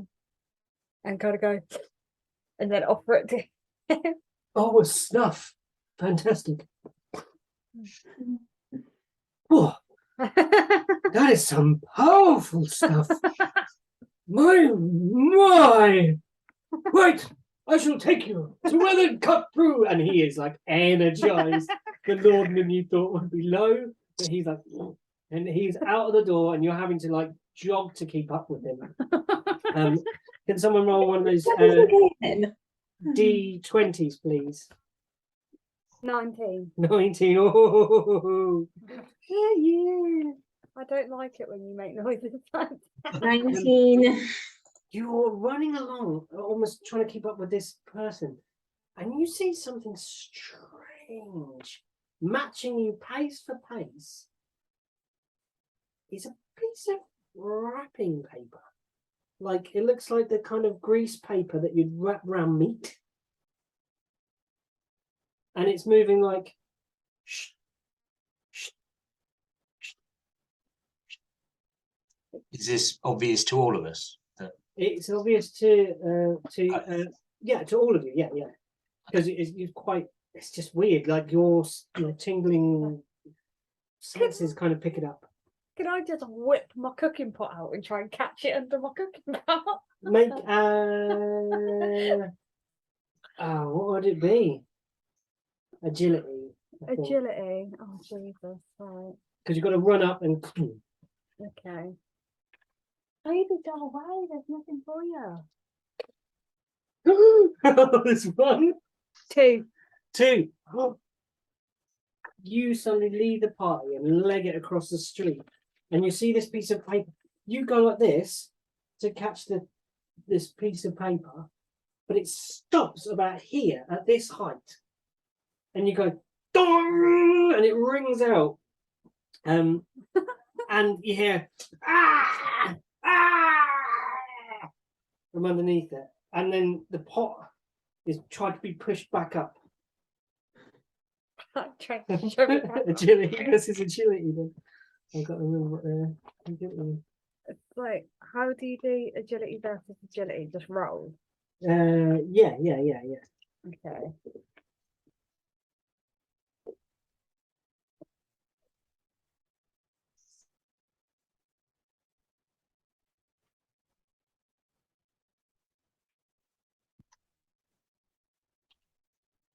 Two. No. The pot flies off, and you hear footprints.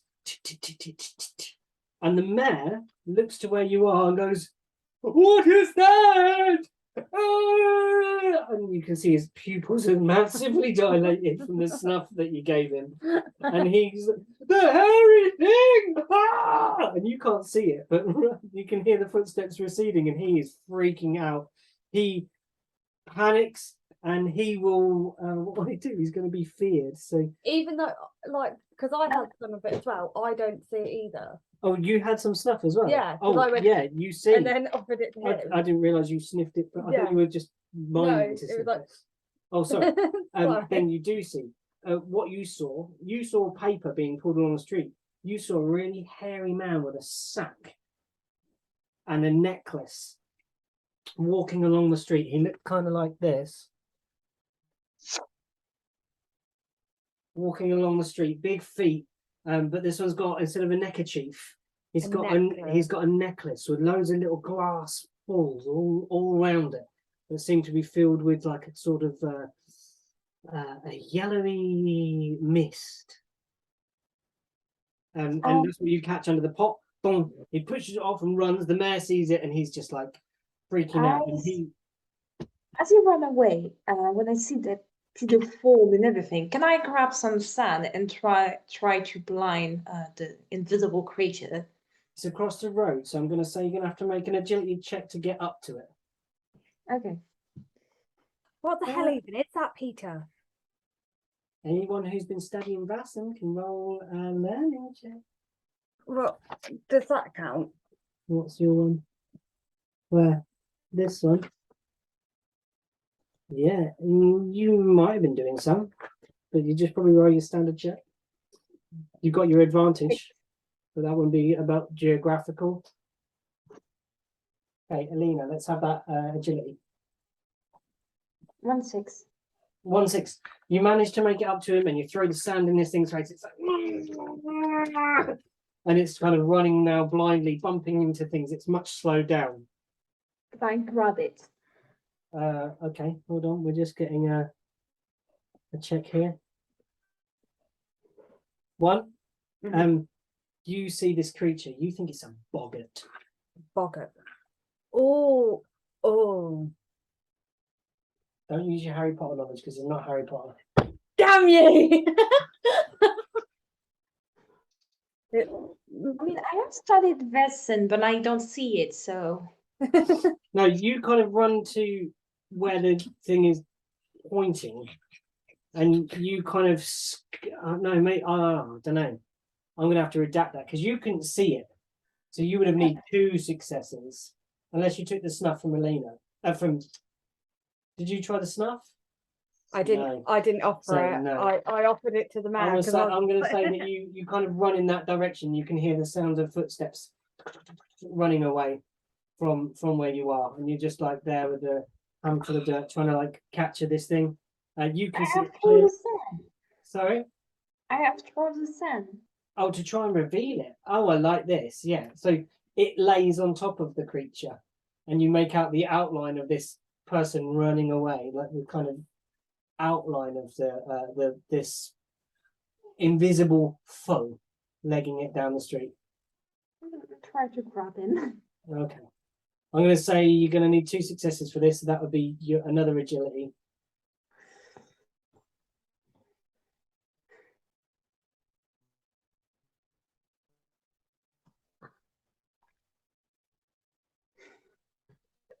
Two? Oh, fantastic. So, yes, you managed to grab and grapple this thing and tackle it to the ground. And you're just like, it's just the weirdest thing for the rest of you, Lidwina, and especially Lidwina to see, because you can't see this individual, but you see like suddenly the outline appear of something, then this, like grappling an invisible thing on the floor. And this thing is strong, Alina. This is so strong. I mean, you can feel the rippling muscle beneath this beast. It is dangerously strong. So, Vaesen, calm down as we try to have a conversation. Roll me a manipulation. Okay. I'll try to make my way over there and help. You can gather +2 with this, with like more people gathering round. Okay. 1-6. 1-6. It is mad that you ported it. It is so cross, you can hear it like grunting and grumbling. It's like, let us go. We can't stop a shamble forth. Well, if you would explain perhaps what kind of Vaesen and what kind of Vaesen activity has been going on here, I will release you. It is petrifying at this moment, Elena. You see the man charging forwards across the road, overtaking Lidwina with a fence post in their hand, screaming, "Die, foul beast!" Charging No, no, towards. no, no, no, no. No. Okay, if he's going past me, I'm going to try and attempt to hook his foot with my umbrella handle as he goes past. Oh yes, proper old lady style. I love this. Let's go. I could say probably it's a precision check rather than an agility check. It's got to be precision, something in there. So Okay. you could even use range combat if you've got something in it, or No, it'd just be Stealth. straight precision. have you got a stealth? Yeah. I mean, perhaps you could throw But in you- some Yes. close combat. Yeah. Do a stealth then, I think, because you're going to kind of like sneak it out and pull his legs from under him. Ah, no, nothing. No. He falls, but you've got a chance to do something before he gets to the grapple form with his stake, about to ram it through the form of this Vaesen and then possibly into your friend Elena. Have I still got my cooking pot in my hand? What did you do when you cooking pot last? Because I was. Oh yeah, definitely. I've still got your my cooking pot is drawn. You tell me to use your fast action to draw your cooking pot. Other hand.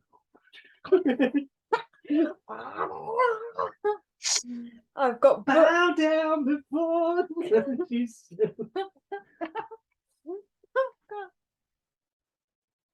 Yeah, got cooking pot. I head towards him with my wielding my cooking pot. Mm. Close combat. Can I hit him on the head trying to knock him out? Yes. As in, like, just to get him to stop. Get him to stop. Yes, please do. Yeah, it was be close combat. Okay.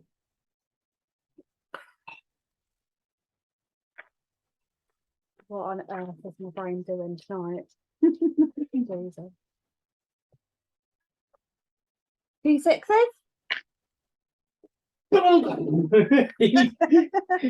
You knock him out, but from the front. So you get him in the face. You hear the nose and gristle go, teeth shatter, and the man is out cold on the floor behind you. Like eyes are open, and the pupils are just staring so far away. Staring into another world. Yeah. Like even if you hadn't given him magical rainbow unicorn snuff or whatever it was, he would still be seen. I imagine there's like the mayor's face imprinted on the bottom of my cooking pot, and I'm just looking at it. So Proper Looney upset. Tunes style. Like, I'm looking at my cooking pot, just so upset because I'm like, that's so ruined. okay, you're going to have to make a contested here, Elena, as the creature tries to escape from you. So agility, please. Agility. Okay. Yeah. Oh, Okay. oh, camera gone. Oh no. Yeah. Where was I? Agility. Okay. Oh, Jesus Christ. Why do I Oh, like weird characters? one only. One. It's a draw, like wrestling on the floor, like can't get away. Would you please calm down? We're here to help Vaesen. Come. Help, Vaesen. Look at help. A shamble for. Shamble. Shamble for, yeah. A penny for your thoughts, then. All right.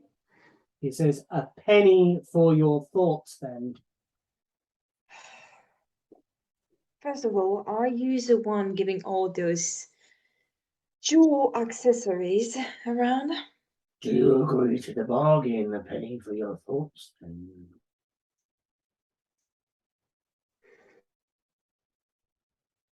You can have more. You can have actually peace and quiet.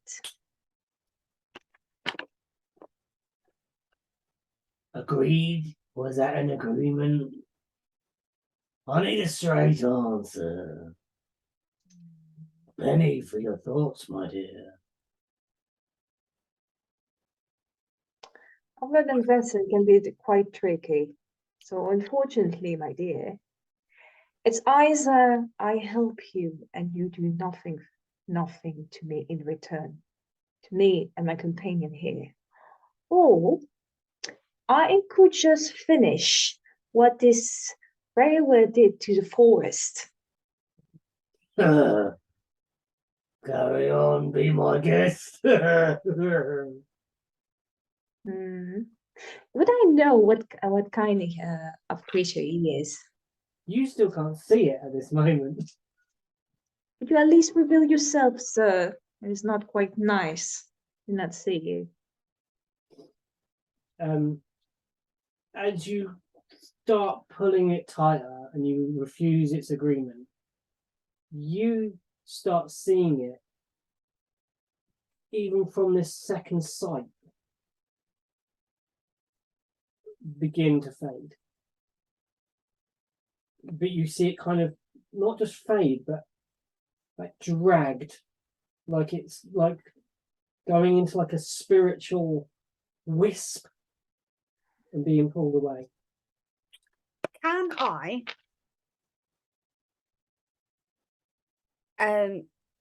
while it's being held, Mm-hmm.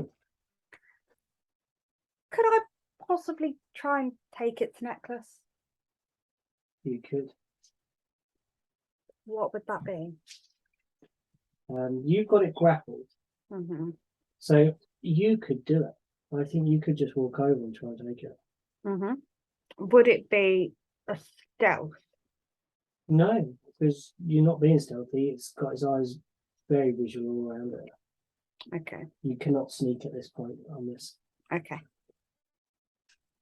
Yeah, so can I take its necklace, please? Go towards it. So. Don't! I'll just tap it with my cooking pot. Just like bonk it like a naughty animal. You know, like you'd flick a dog's nose. Yeah. Or not that we do that to our dogs because they're too stupid. They just be like, eh? But you know, or you spray a cat with water. I'm gonna bonk this thing on the head At with a this cooking point, pot. it looks panicked and afraid. I kind of like Yeah. come back, so I bonk it, and as I bonk it, I just take it. By this point, it's dust. So I don't get to take it. No? You've got to grab it, and it's already in this ethereal, Bastard. and it's drifting away. You look and you see. You do get to see where it goes or where it heads. Which is? It heads east to the Pause Land. You think Ah. this mist drifts that way.